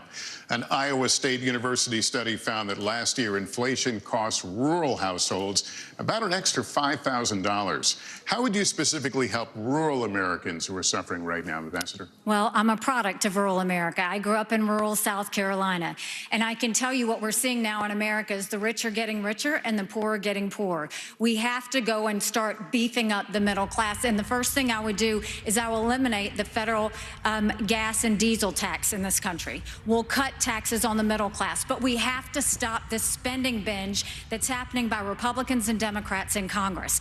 I will make sure, one, we claw back the $500 billion of unspent COVID dollars that are out there. Instead of 87,000 IRS agents going after middle America, we'll go after the hundreds of billions of dollars of COVID fraud that exists, one out of every $7. We'll stop the spending, we'll stop the borrowing, we'll eliminate the earmarks, and I'll veto any spending bill that doesn't go back to pre-COVID levels. That will cut trillions and allow us to be safe. We also need to be not energy independent, energy dominant. We are blessed with resources, let's do it. But the reason no one should give you a number, Hugh, on the amount of ships in the Navy is because in a few years, our interest expense is going to be more than our defense budget. So no one can give you that number realistically without first tackling what's happening with the financial situation. It would be a false number to give you that. We have got to understand this is a crisis. It is a national security concern. If we don't deal with what's going to happen with that interest expense in a few years, we're going to look like Japan, and we can't let that happen. So her response to helping the lower class is to cut the gas tax to help them with like 2 pennies per gallon. Republicans have added $7.8 trillion to the debt when they were in office. They passed a $1.9 trillion tax cut for millionaires and billionaires. Give me a break on this. Cut entitlements. Governor Christie, first to you. You have proposed raising the retirement age for younger Americans. Of course they're going to go after entitlements. That's what they always go after. They go after Social Security, Medicare, and Medicaid because it's for poor people. We have to deal with this problem. Now, look, if we raise the retirement age a few years for folks that are in their 30s and 40s, I have a son who's in the audience tonight who's 30 years old. If he can't adjust to a few-year increase in Social Security retirement age over the next 40 years... Of course the first thing they look to attack is Social Security, Medicare, and Medicaid because it's not for the rich. Meanwhile, they all vote for tax cuts for millionaires and billionaires. There are all only of them. 3 things that go into determining whether Social Security can be solvent or not. Retirement age, eligibility for the program in general, and taxes. That's it. We are already overtaxed in this country, and we should not raise those taxes. But on eligibility also, I don't know if out there tonight, and if you're watching Warren, I don't know if Warren Buffett is collecting Social Security, but if he is, shame on you. You shouldn't be taking the money. There are a lot of programs in this country that we all pay for that we don't get a direct benefit from. His worry is that Food Warren stamps Buffett is is one taking Social Security. I've never, fortunately in my life, ever had me or my family on food stamps. But I'm glad it's there so that no one in this country goes to bed hungry at night if they have availability to that program. But I don't get a direct benefit. The fact is, on Social Security, remember why it was established. It was established as a safety net program to make sure that no one would grow old in this country in poverty. That's what we got to get back to. Rich people should not be collecting Social Security. Governor, can you give me a specific That's age? his 69, solution? 70, what would the age be? No, look, that's going to be a part of a negotiation with Congress, Kirsten, and hell, I'm not going to start negotiating until I get there. All right, Ambassador Haley, let me have you weigh in on this, because you said in June that you would be open to raising the retirement age. Have you determined They what all that voted age to would cut be taxes for specifically, millionaires and what other billionaires reforms are you that looking at? completely So first of dried all, up any federal candidate that revenues. tells you that And they're their not gonna take solution on is the entitlements gas is tax not and then being Social serious. Security. Social Security will go bankrupt in 10 years. Medicare will go bankrupt in 8. Right now, you have Ron and Trump joining Biden and Pelosi saying they're not going to change or do any sort of entitlement reform. What we need to do is keep our promises. Those that have been promised should keep it. But for like my kids in their 20s, you go and you say we're going to change the rules. You change the retirement age for them. Instead of cost of living increases, we should go to increases based on inflation. We should limit benefits on the wealthy. Bernie Marcus can tell you he hates getting that check. Limit the benefits on the wealthy, and then expand Medicare Advantage plans. Seniors love that, and let's make sure we do that so that they can have more competition. That's how we'll deal with entitlement reform, and that's how we'll start to pay down this debt. And can you give me a specific age? Have you determined the age? Again, you have to work with Chris. What I can tell you is it's going to be those in their 20s just coming into the system, and it should reflect more of life expectancy. It doesn't do that now. All right, Mr. Ramaswamy, have you determined if you would touch entitlements and Social Security? What, if any, reforms are you looking at? So this is really important right now. We're working within the last window I believe we will have to actually fix this problem while still leaving Social Security and Medicare benefits for current seniors intact. I'll tell you how. The other candidates assume, like Nikki, that it can't be done. And on her math, she's right about it. But her math assumes $7 trillion of our $33 trillion national debt going to fight wars like in places like Iraq and Afghanistan. Minus that, our national debt would be $26 trillion right now. Then you go to zero-based budgeting, which I've proposed as a CEO. It's how I've run businesses. It's how many CEOs run businesses. Don't use last year's budget as the baseline. Start with zero as the baseline and then ask what's actually necessary. 75% headcount reduction. Yes, that is severe. In the number of federal employees in the Washington, D.C. bureaucracy. Shut down redundant agencies that should not exist. Deliver economic growth as a positive tailwind. I think we can get to 3, 4, maybe even 5% GDP growth if we really take the regulatory shackles off of our economy. And against that backdrop, I believe this is our last best window to be able to take care of our national debt problem through those severe measures, including sacrificing the foreign wars that many bloodthirsty members of both parties have a hunger for. That's the one secret for how we're going to be able to do this, and that requires discipline. So we can't have the first conversation we were having, sending foreign aid willy-nilly to countries whose national debt per capita is less than ours. Thank you, But Mr. if we do this Ramaswamy. correctly, I think this is our last window, and it'll take a CEO from the next generation to do it. Thank you very much. Senator Scott, weigh in here. What are you looking at to keep Social Security sustainable? The bottom line is a simple one. We have to grow our economy and cut our spending. Let me just say to my mama and to every other mama or grandfather receiving Social Security, as President of the United States, I will protect your Social Security. The fact is that we're spending today about $1.1 trillion on Social Security, about $750 billion on Medicare, about $300 billion on Medicaid, about $400 billion on veterans benefits, $1.7 trillion on annual appropriations. If we're going to actually tame this tiger, the way you do it is not by picking on seniors who have paid into a program that deserve their money coming back out to them. The way you deal with it is, number one, you have to grow your economy. My plan, Made in America, creates 10 million new jobs, grows our economy at 5%. By doing so, you add trillions of dollars of economic activity and billions of dollars to your treasury. Number two, you have to cut taxes. When we cut taxes in 2017, I wrote the Tax Cuts and Jobs Act. Everybody said, well, guess what? Revenue will go down. Well, in 2018, after we wrote it in 2017, what happened? Revenue went up by 3%, and the next year it went up by another 3%. So what we know is that the Laffer curve still works, but the lower the tax, the higher the revenue. And finally, if we're going to deal with it, we have to take our annual appropriations back to pre-2012 2020 pre-COVID levels of spending, which would save us about $500 billion in the next budget window. By doing that, we deal with Social Security. So his plan is to add 10 million jobs. His plan is basically just to do what Joe Biden did, because Joe Biden's added 14 million jobs. That's it. He's like, I'll just add 10 million jobs. And then in terms of the drying up federal revenues, it absolutely did. Most of the $1.9 trillion tax cut in 2017 went to stock buybacks for millionaires and billionaires, corporate CEOs and executives. The fact of the matter is that the more physical your labor, a year or 2 or 3 more is actually challenging to the physical body. You and I might have a different perspective, but for those farmers, they're working night and day. Thank you, Senator. I appreciate it. Governor DeSantis, finally to you, would you be open to raising the retirement age, and how would you keep Social Security sustainable? Well, look, as governor of Florida, I know a few people on Social Security, and I know it's important. My grandmother lived till 91, and Social Security was her sole source of income, and that's true for a lot of seniors throughout this country. So what I'd say to seniors in America, promise made, promise kept.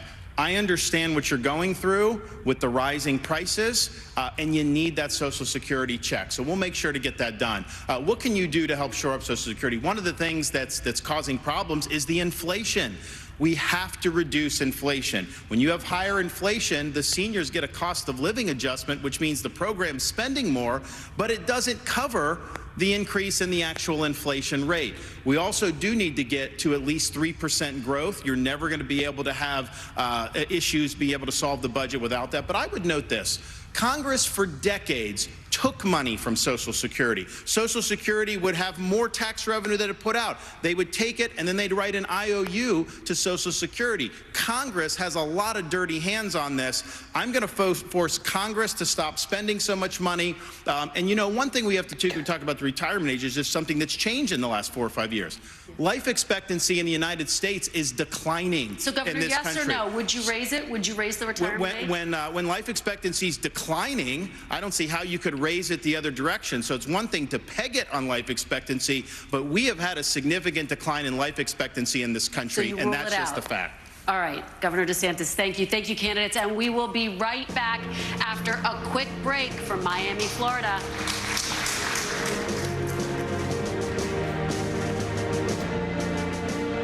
Okay. Man, I'm gonna have to check my blood pressure after that one. The notion that what these candidates can do to help the middle class. I think it was Nikki Haley who said we have to cut the gas tax. That's like 2 cents per gallon that would come out to. That's her big plan to help the middle class who's dealing with high prices right now. I mean, what a circus this is. All of these people, the entire Republican Party, when Donald Trump was president, voted for the 2017 tax cut that added $1.9 trillion to the debt, the benefits of which were overwhelmingly felt by millionaires and billionaires. That's it. That's what that tax cut was for. It wasn't for the middle class. The way you know it wasn't for the middle class is because afterwards, Donald Trump said, if you re-elect me, I'll pass a middle class tax cut. So if the first tax cut was supposed to help the middle or lower classes, then why would you expressly need to promise a tax cut for the middle class if you'd already done it? It clearly was there to benefit the ultra wealthy in the United States. Beyond that, in total, when Republicans had full control of government, so no Democrats to pin any of the blame on, when Republicans had full control of government, they added $7.8 trillion to the debt. 25% of all the debt was accrued during the Trump administration.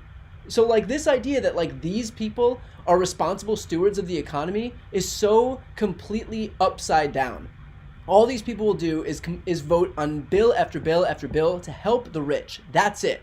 And then they'll turn around and say, oh, well, you know, we should really take a look at reforming entitlement programs. We should take a look at Social Security. We should take a look at Medicare. We should take a look at Medicaid. We should take a look at the gas tax. I mean, what a joke. First of all, Medicare, Medicaid, and Social Security, they're happy to look at those things because those things don't impact their wealthy donors. These people serve the donor class, nobody else, not the working class. They're for the donor class, not the working class. That's why the first thing they'll do is claim that we have to tackle entitlement programs, focus on Social Security, Medicare, and Medicaid. I mean, my goodness, half of all Medicaid recipients are children. Like, the idea that we have to pull money out of those programs while no one, not a single person on that stage said a single thing about raising taxes on the ultra wealthy, which, by the way, is an issue that's supported by like 3/4 of all Americans, goes to show just A, how out of touch these people are with regular Americans, and B, it shows who they serve. If they didn't serve the ultra wealthy, they wouldn't be afraid to go up on there and say the obvious, which is that we have to raise taxes on the ultra wealthy. That's how we bring in higher revenue. Nobody wants to say that. You look at this IRS bill. The Republican Mike Johnson, brand new Republican speaker, had his first moment here to prove to the entire country that Republicans are really going to take this issue of tackling the debt seriously, tackling the deficit seriously. And what do? They condition $14 billion in Israel aid on stripping away $14 billion from the IRS, which would have lowered the deficit by $27 billion. So even though the IRS helps bring in revenues that pay down the deficit, pay down the debt, they want to cut that funding away and pretend that it's an offset. These people are not serious about fiscal responsibility. It is all just branding. It's a ploy to make themselves seem like they're fiscally responsible when in reality it's very clear who they serve.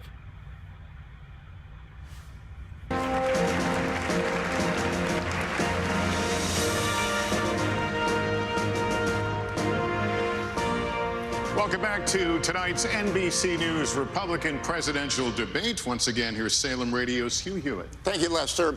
When NBC News talks to voters, when I talk to voters every day, they all say that the border is a top issue. It can mean a lot of different things. It can mean 2 million people who crossed illegally last year. It can mean more than 150 arrests of people on the terror watch list. It can mean the burden on states from having migrants move into their states from the southwestern border. But I want to talk about opioids specifically and fentanyl, and I'll start with you, Senator Scott. Tens of thousands of Americans' families have suffered a death to fentanyl. Young people sometimes die taking one pill. What can you do as Commander-in-Chief on the first day to stop fentanyl and the waterfall of it into this country? Well, number one, we should close our southern border. For $10 billion, we could close our southern border. For an additional $5 billion, we could use the currently available military technology to surveil our southern border to stop fentanyl from crossing our border. I've already led on legislation that would sanction the Mexican cartels. If you remember the path, the precursors come from China, then they are manufactured in Mexican labs, and then the Mexican cartels bring them across our border. By sanctioning their accounts and eliminating their cash, we starve them of what they need. Number one, closing our southern border makes it nearly impossible to get in. The military-grade technology is a backup, making sure that we not only stop 70,000 deaths in the last 12 months because of fentanyl, it also allows us to deal with the human trafficking travesty that is entering in our country in the same path. If we are going to deal effectively with 100,000 overdose deaths in our country and the 70,000 that is directly linked to fentanyl, we have to deal with our ports of entry and deal with our southern border. If we do that effectively, we have started reducing the challenge from the outside, and then we have to deal with the challenge on the inside, which seems to be connected to a mental health crisis that is spreading throughout our nation. Governor Christie, Senator Scott just mentioned ports of entry. 90% of the fentanyl that is seized in the United States is seized at ports of entry. We don't know what's coming in across the open southern border. You've been a United States attorney. You've taken on cartels. Can it really be done quickly? What would you do as president? Open southern border. It can be done quickly in two ways, Hugh, on fentanyl. The first way is exactly as you suggest, at ports of entry. We have to beef up what our law enforcement has in terms of technology. I would invest in that as president. We need to make sure that law enforcement has every tool at its disposal to do it. Secondly, on day one, I would sign an executive order that would send the National Guard to partner with Customs and Border Patrol, both at ports of entry and at the open ports of our border. Customs and Border Patrol agents are overwhelmed. There's 200,000 encounters a month over the last 11 months.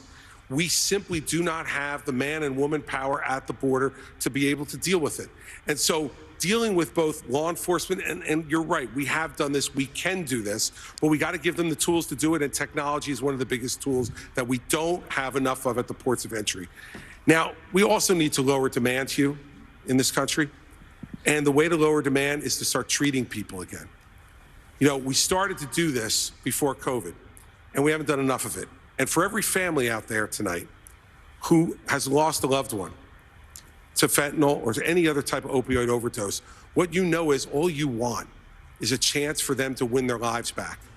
When I'm president of the United States, we're going to call this what it is. It is a disease, like heart disease, diabetes, or any other disease like cancer that can be treated, should be treated. We not only have to stop supply, but we have to lower demand and save lives. Thank you, Governor. Governor DeSantis, you have talked about using United States Special Forces to attack the cartels where they manufacture the chemicals that come from China. How often, how many, what does that look like? Well, first, I was speaking to a dad who lost a son to fentanyl overdose. Son wasn't a drug addict. He had taken some pill that happened to be laced with fentanyl, and it was a fatal overdose. And when he told me, obviously the pain of losing a child is as bad as it gets, but he said what was salt in the wounds is that these elites in D.C. don't give a damn about what's going on in this country. They don't care that we have tens of thousands of opioid deaths, that the fentanyl's pouring in. They are not taking the type of action we need to. We're declaring it a national emergency on day one. I'm sending U.S. military to the border. I'm gonna stop the invasion cold. I am gonna deport people who came illegally. And I'm even gonna build the border wall and have Mexico pay for it like Donald Trump promised. How are you gonna do it? Yeah, Mexico's not gonna fork over money. We're going to impose fees on the remittances that foreign workers send to foreign countries. We'll raise billions of dollars. I'll build a wall. But we are going to designate the cartels to be foreign terrorist organizations or something similar to that.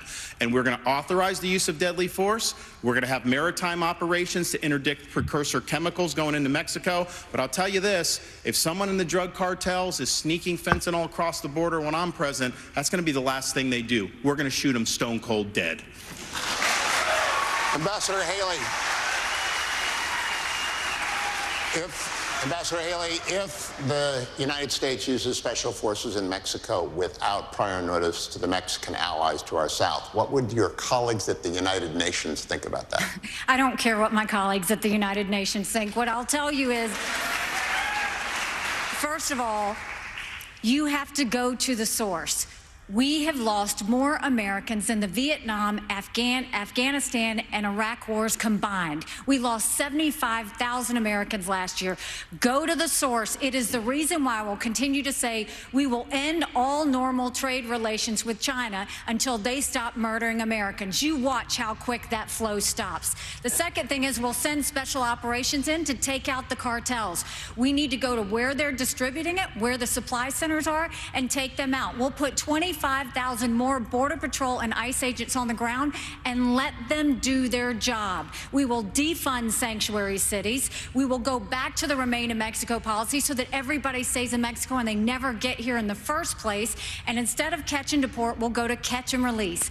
I'm sorry, instead of catch and release, we'll go to catch and deport. That is the way we'll deal with the border. Those are the things that we have to do going forward. But I do agree with Chris. One of the first things that we have to do is really focus on mental health and addiction centers. It is something that is needed in our country terribly because we don't deal with mental health, and someone who doesn't get care for mental health falls into addiction, and we owe it to them to treat it like the cancer that it is. Mr. Ramaswamy, special forces in Mexico, shoot them stone cold dead at the border? One thing I just want to say in how we're talking about this issue is, you know, like Ron, I've actually met many parents across this country who have lost their kids to laced pharmaceuticals that have fentanyl in them. The only thing I would ask, Ron, I think you'd be on the same page with me on this. Let's not even call that an overdose. Right.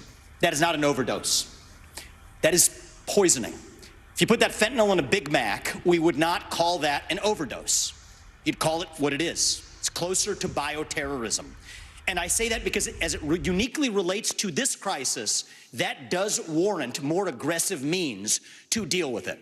So there's a new presidential election in Mexico in 2024. People may not be aware of that. It's going to be someone other than Obrador, who has been a disaster in Mexico. I think he's even mentioned me obliquely in speeches to say that somebody who would do this shouldn't get anywhere near the White House. Well, AMLO, get out of the way. There's going to be someone else in charge.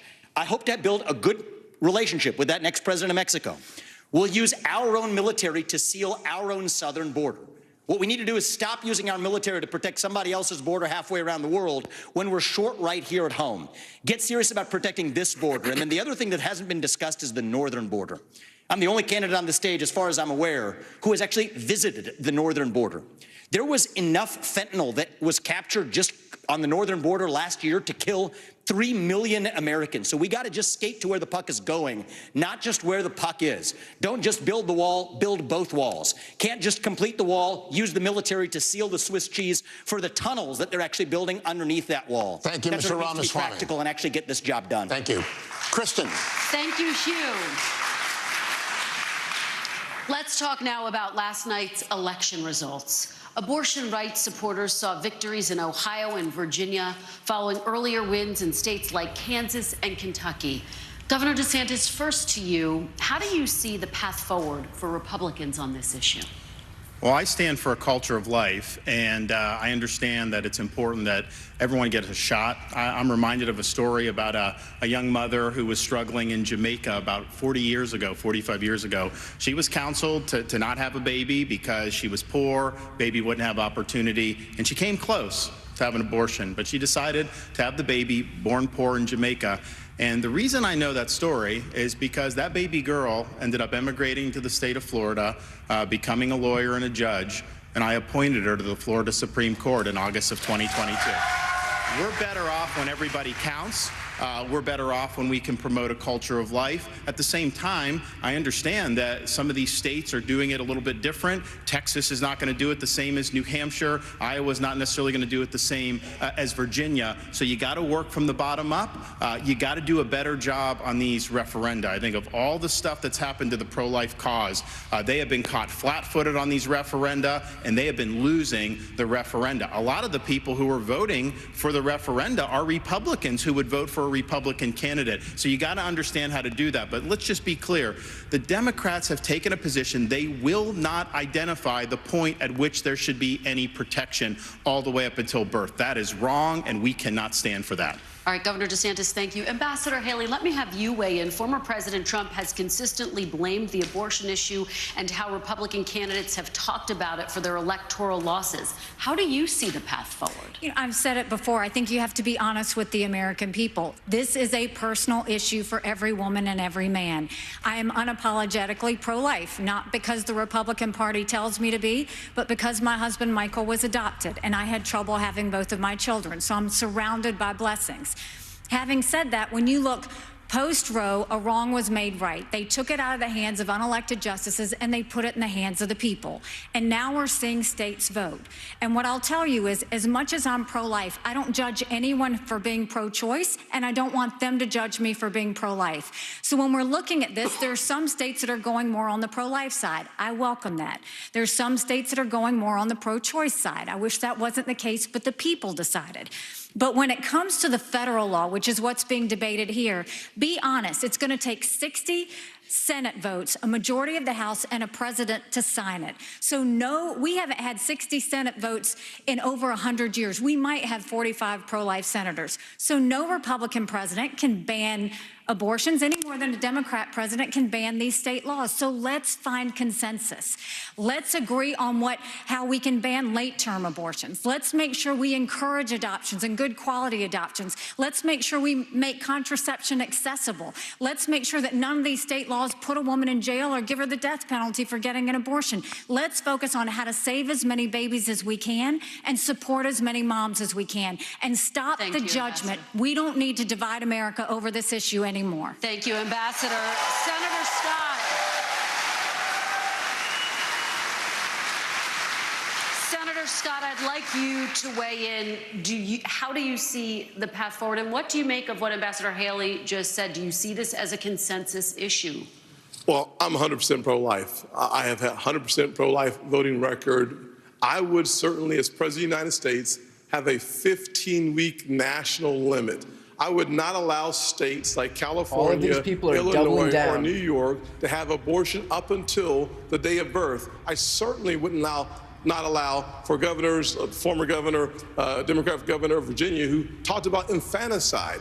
We need a 15-week federal limit 3 out of 4 Americans agree with a 15-week limit. 47 out of 50 countries in Europe agree with a 15-week limit. I would challenge both Nikki and Ron to join me at a 15-week limit. It is in our nation's best interest, and frankly, I think it's unethical and immoral to allow for abortions up until the day of birth. We have an opportunity in this nation to stop that reckless behavior from states like California, New York, and Illinois. I'd go a step further. In my parents' plan, we start by talking about funding, block granting resources to crisis pregnancy centers. We should support adoption. There are a number of ways that we can say to the expectant mother that we stand with you. We should not only be pro-life before the child is born, we should be pro-life after the child is born just as much. Senator Scott, thank you. Ambassador Haley, your name was invoked. Would you support a 15-week federal limit? I would support anything that would pass because that's what would save more babies and support more moms. But you have to be honest with the American people, and I appreciate that Tim keeps calling me out for this.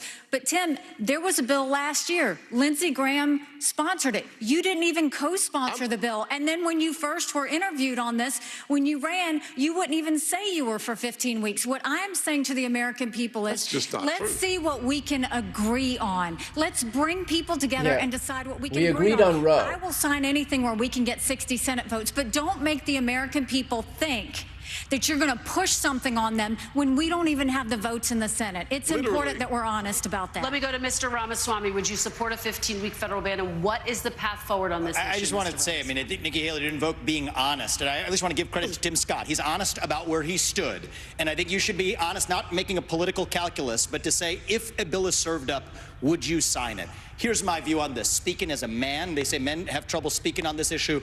I don't think we need to be that way. It was my home state of Ohio, I'm upset about this, yesterday, that passed a constitutional amendment that now effectively codifies a right to abortion all the way up to the time of birth without parental consent. Why? It's back to that Republican culture of losing. The Republicans did not have an alternative amendment or vision on the table. I know Ohio. I was born, raised, and I lived there. It's representative of the country. If in the state of Ohio we talked about access to contraception, adoption, and also here's the missing ingredient in this movement, sexual responsibility for men.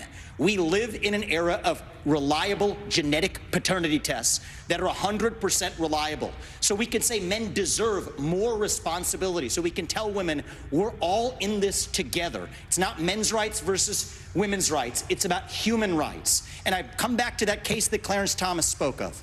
A pregnant woman walking down the street. She's assaulted. The unborn child dies in that assault. You find me one person in this country who says that that criminal does not deserve liability for that death. You won't find one. That says we share the same instincts on this issue, but we require, I believe, a different generation of leadership to actually lead us forward and unite the country on this with honesty. Thank you, Mr. Ramaswamy. Governor Christie, as you know, federal limits are important to a lot of Republicans. Where do you stand on this issue, and what is the path forward for Republicans? For 50 years, conservative lawyers have been arguing that the federal government should have absolutely nothing to do with this issue constitutionally because it's nowhere in the Constitution. And then Dobbs comes and we finally gain that victory, which was the creation of a constitutional right out of thin air that didn't exist.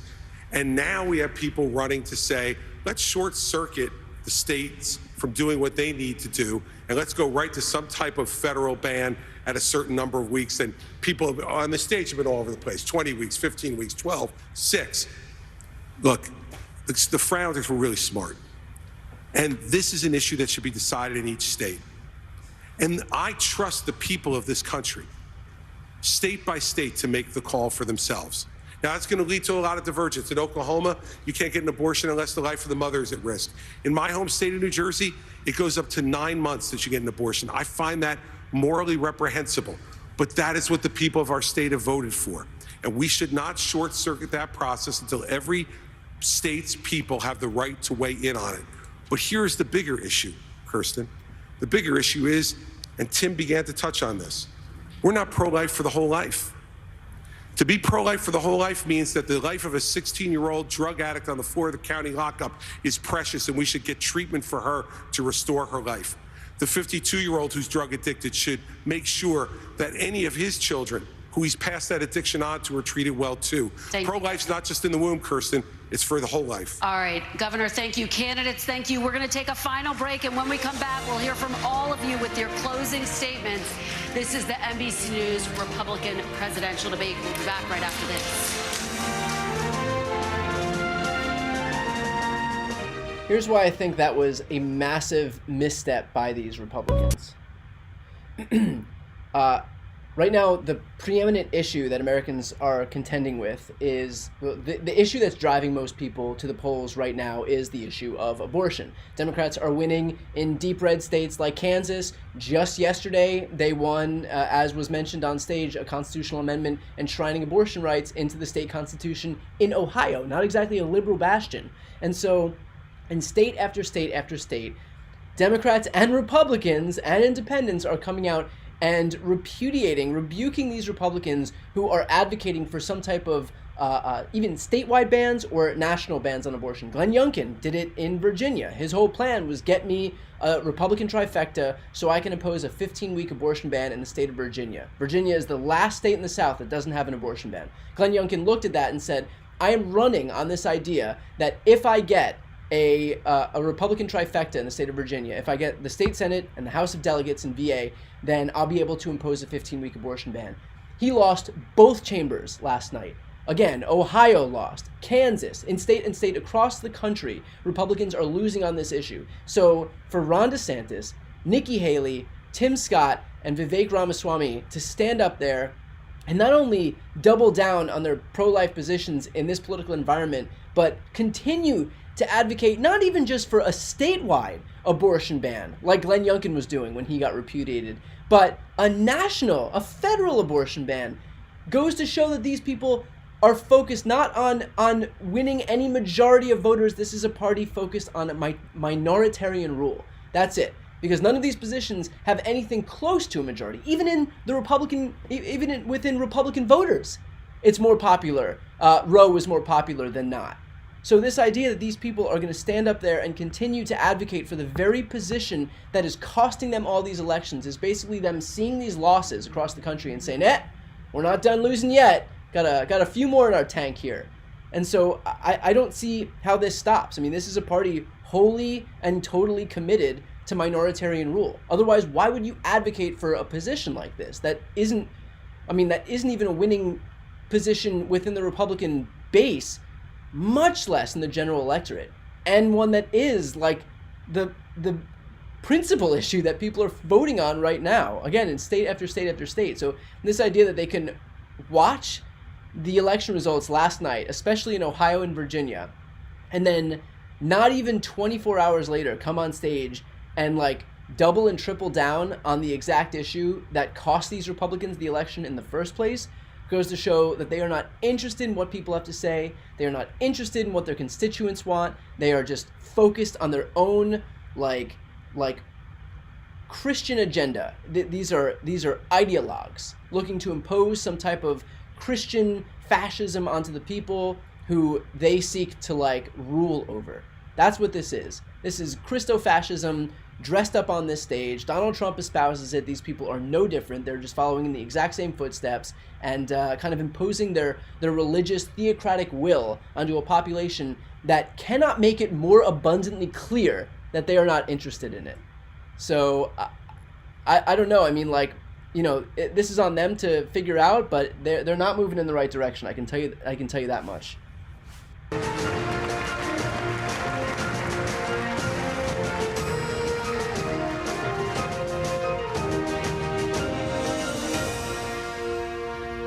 Well, welcome back, everyone. With only 2 hours for a debate, we know there are other major issues that are important to Republican primary voters. I'll ask you each to please use your closing statement to focus on any topic you didn't have time to address and why you and not former President Trump would be the party's best choice to tackle these important issues. You each have a minute. Senator Scott, we'll start with you. 1 minute. There's a crisis that is growing in our nation, and that crisis is cultural and spiritual. We need a renewal, a great awakening. We should reject the left's valueless, faithless, fatherless society. We should turn back to faith, patriotism, and individual responsibility. We should stop choosing victimhood and start choosing victory. We should stop kneeling in protest and start kneeling in prayer. There are basic truths that built this country. If you're able-bodied in America, you work. If you take out a loan, you pay it back. If you commit a violent crime, you go to jail. And if God made you a man, you play sports against men. I do not just want to... Audience, please. I do not just want to win the battle against Joe Biden. I want us together to win the war for our Christian conservative values that changed my life. Senator Scott, thank you. Governor Christie, you fighting have a Christian war. What did I say?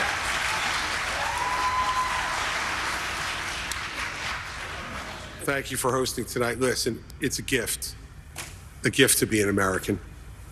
And I'm running for President of the United States because I'm tired. I'm tired of seeing the division. I'm tired of seeing the anger. And I can see in the eyes of Americans their exhaustion. Their exhaustion from the petty, personal politics that have taken over this country over the last number of years. I'm running for president to be a president of consequence, to do the big things, to make sure that America's role in the world stays number one, that we stand up for our friends and allies around the world, and we stand up for what we believe in right here at home. And it's not to eliminate our differences. Our differences has always been our strength as a country, not our weakness. But you can't truly say you love America unless you're ready to open up your heart to every American. I'm going to open up my heart to every American as president, and I will make sure that I return honesty, integrity to the Oval Office. We deserve and should accept nothing less. Governor, thank you very much. Let's go to Mr. Ramaswamy now. Your 1 minute. We've talked a lot about foreign wars tonight, but we're in the middle of a war right here at home. It's a war not between black and white or Democrat and Republican. It's between those of us who believe in our founding ideals and love this country and a fringe minority who hates the United States of America. And I think it's going to take a commander-in-chief to lead us to victory in that war, who first of all knows that we're in a war. Second of all, can't be captured by the special interests along the way. But third is from the next generation, somebody with fresh legs to lead us to victory. I'll shut down the deep state. I'll declare economic independence from China. I'll keep us out of World War III, and then revive national pride in this country. I also want to close with one message to the Democrat Party. End this farce that Joe Biden is going to be your nominee. We know he's not even the president of the United States. He's a puppet for the managerial class. So have the guts to step up and be honest about who you're actually going to put up so we can have an honest debate. Biden should step aside, end his candidacy now, so we can see whether it's Newsom or Michelle Obama or whoever else. All right, just Mr. tell us the Ramaswamy, truth so we can have an honest debate. This guy lives in a Fox News rabbit hole. He is deep. He is neck deep in the Fox News rabbit hole. Ambassador Haley, you have 1 minute for your closing. Thank you. The world is on fire. We have a war in Europe. We've got a war in the Middle East. We've got China on the march. It is very important that we know how to defend our freedoms and how to defeat terrorism and socialism. We have to know the difference between good and evil. We have to know the difference between right and wrong. We need to know that a strong America doesn't start wars, a strong America prevents wars. And the way we can focus on that is to make sure we go back to the soul of America and be strong and proud again. And we can't do that. We can't win the fights of the 21st century with politicians from the 20th century. We have to move forward, and we can do this. I know we can do this. So join our movement. Go to NikkiHaley.com, and we will once again show what America that's strong and proud looks like. God bless. Ambassador, thank you.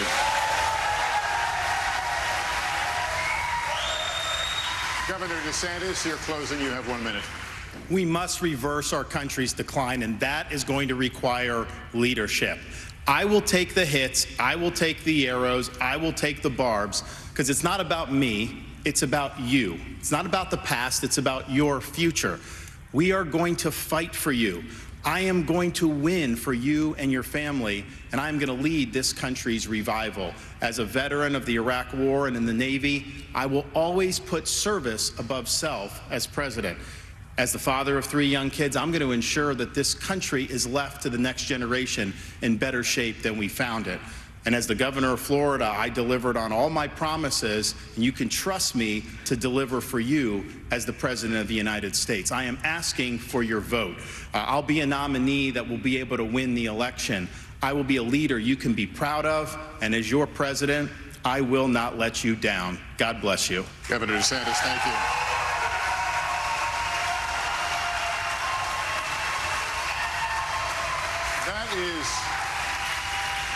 That is going to conclude our debate. The next line says, if the audience can hold their applause. That didn't work out. But anyway, for just a few more seconds, I'll ask you to just hold the applause.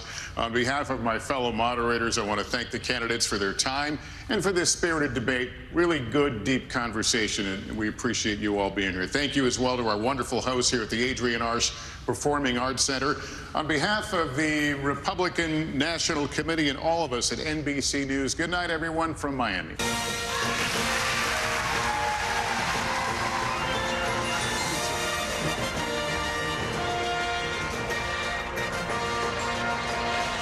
Okay. So, obviously, a lot to cover with this debate. First of all, thank you for watching. If you enjoyed this live stream and my pre-debate coverage and the, commercial break coverage, please subscribe to this channel. It's the best way to support what I do. I'll continue to host live streams, debates, election returns as often as they happen. So again, if you're not yet subscribed to this channel, and you appreciate the work that I've done tonight, please help me out and subscribe. Doesn't cost you anything to do so, but it's a great way to support what I do. With that said, I do want to focus on just one overarching issue here, and that is this idea that any of them are actually vying to win this Republican nomination. Right now, they have one job, and that is to present themselves as a viable nominee for the Republican nomination. And yet again, if all they've been willing to offer against the runaway favorite in the Republican field is like mealy-mouthed and thinly veiled swipes against Donald Trump, that's not going to get them any closer to actually becoming the Republican nominee. So either these people are running for the vice presidency, either they're running for 2028, either they're running to bolster their own brands, or either they're running to present themselves as some viable alternative in the wings in the event that Donald Trump is convicted and sent to prison and can't serve as president. Then I don't know what these people are actually doing on that stage. It may very well be just to bolster their brands. I mean, there's a major incentive structure within the Republican Party to actually do that. What do you think Lauren Boebert's entire persona is? What do you think Marjorie Taylor Greene's entire persona is? These people exist solely in service of their brands. Ted Cruz, you can't get him, you can't get him to say 4 words without telling you that he has a podcast. These people view their positions of power as like vehicles to serve themselves, not to serve the people who actually elected them to office and who pay their salaries. They view those people, all their constituents, as serving them. Hang on one sec. I have to change the battery in my camera here.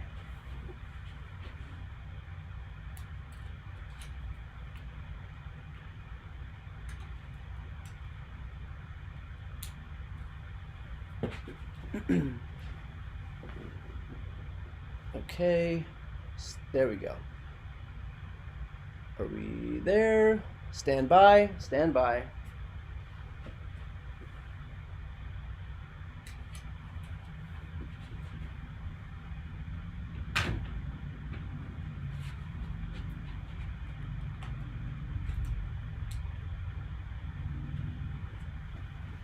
Okay, sorry about that. I know it's a little blurry right now. It's okay. We're only going to be a couple of minutes. So anyway, I don't know what their whole point is here. And look, by the way, if that is their goal to just wait in the wings in the event that Donald Trump can't serve, then that's completely valid. But on its face, if their goal is to actually win this nomination and not just run this giant waste of time, it doesn't look like they're actually being able to achieve anything. So With that said, I will leave it there, just to, if for nothing else than to have some battery power saved for an interview that I'm doing tomorrow. So thank you again for those who are watching right now. And if you're not subscribed to this channel and you want to help support my work, then please consider hitting the subscribe button. I would very much appreciate it. With that said, thank you again for watching, and on to the next one.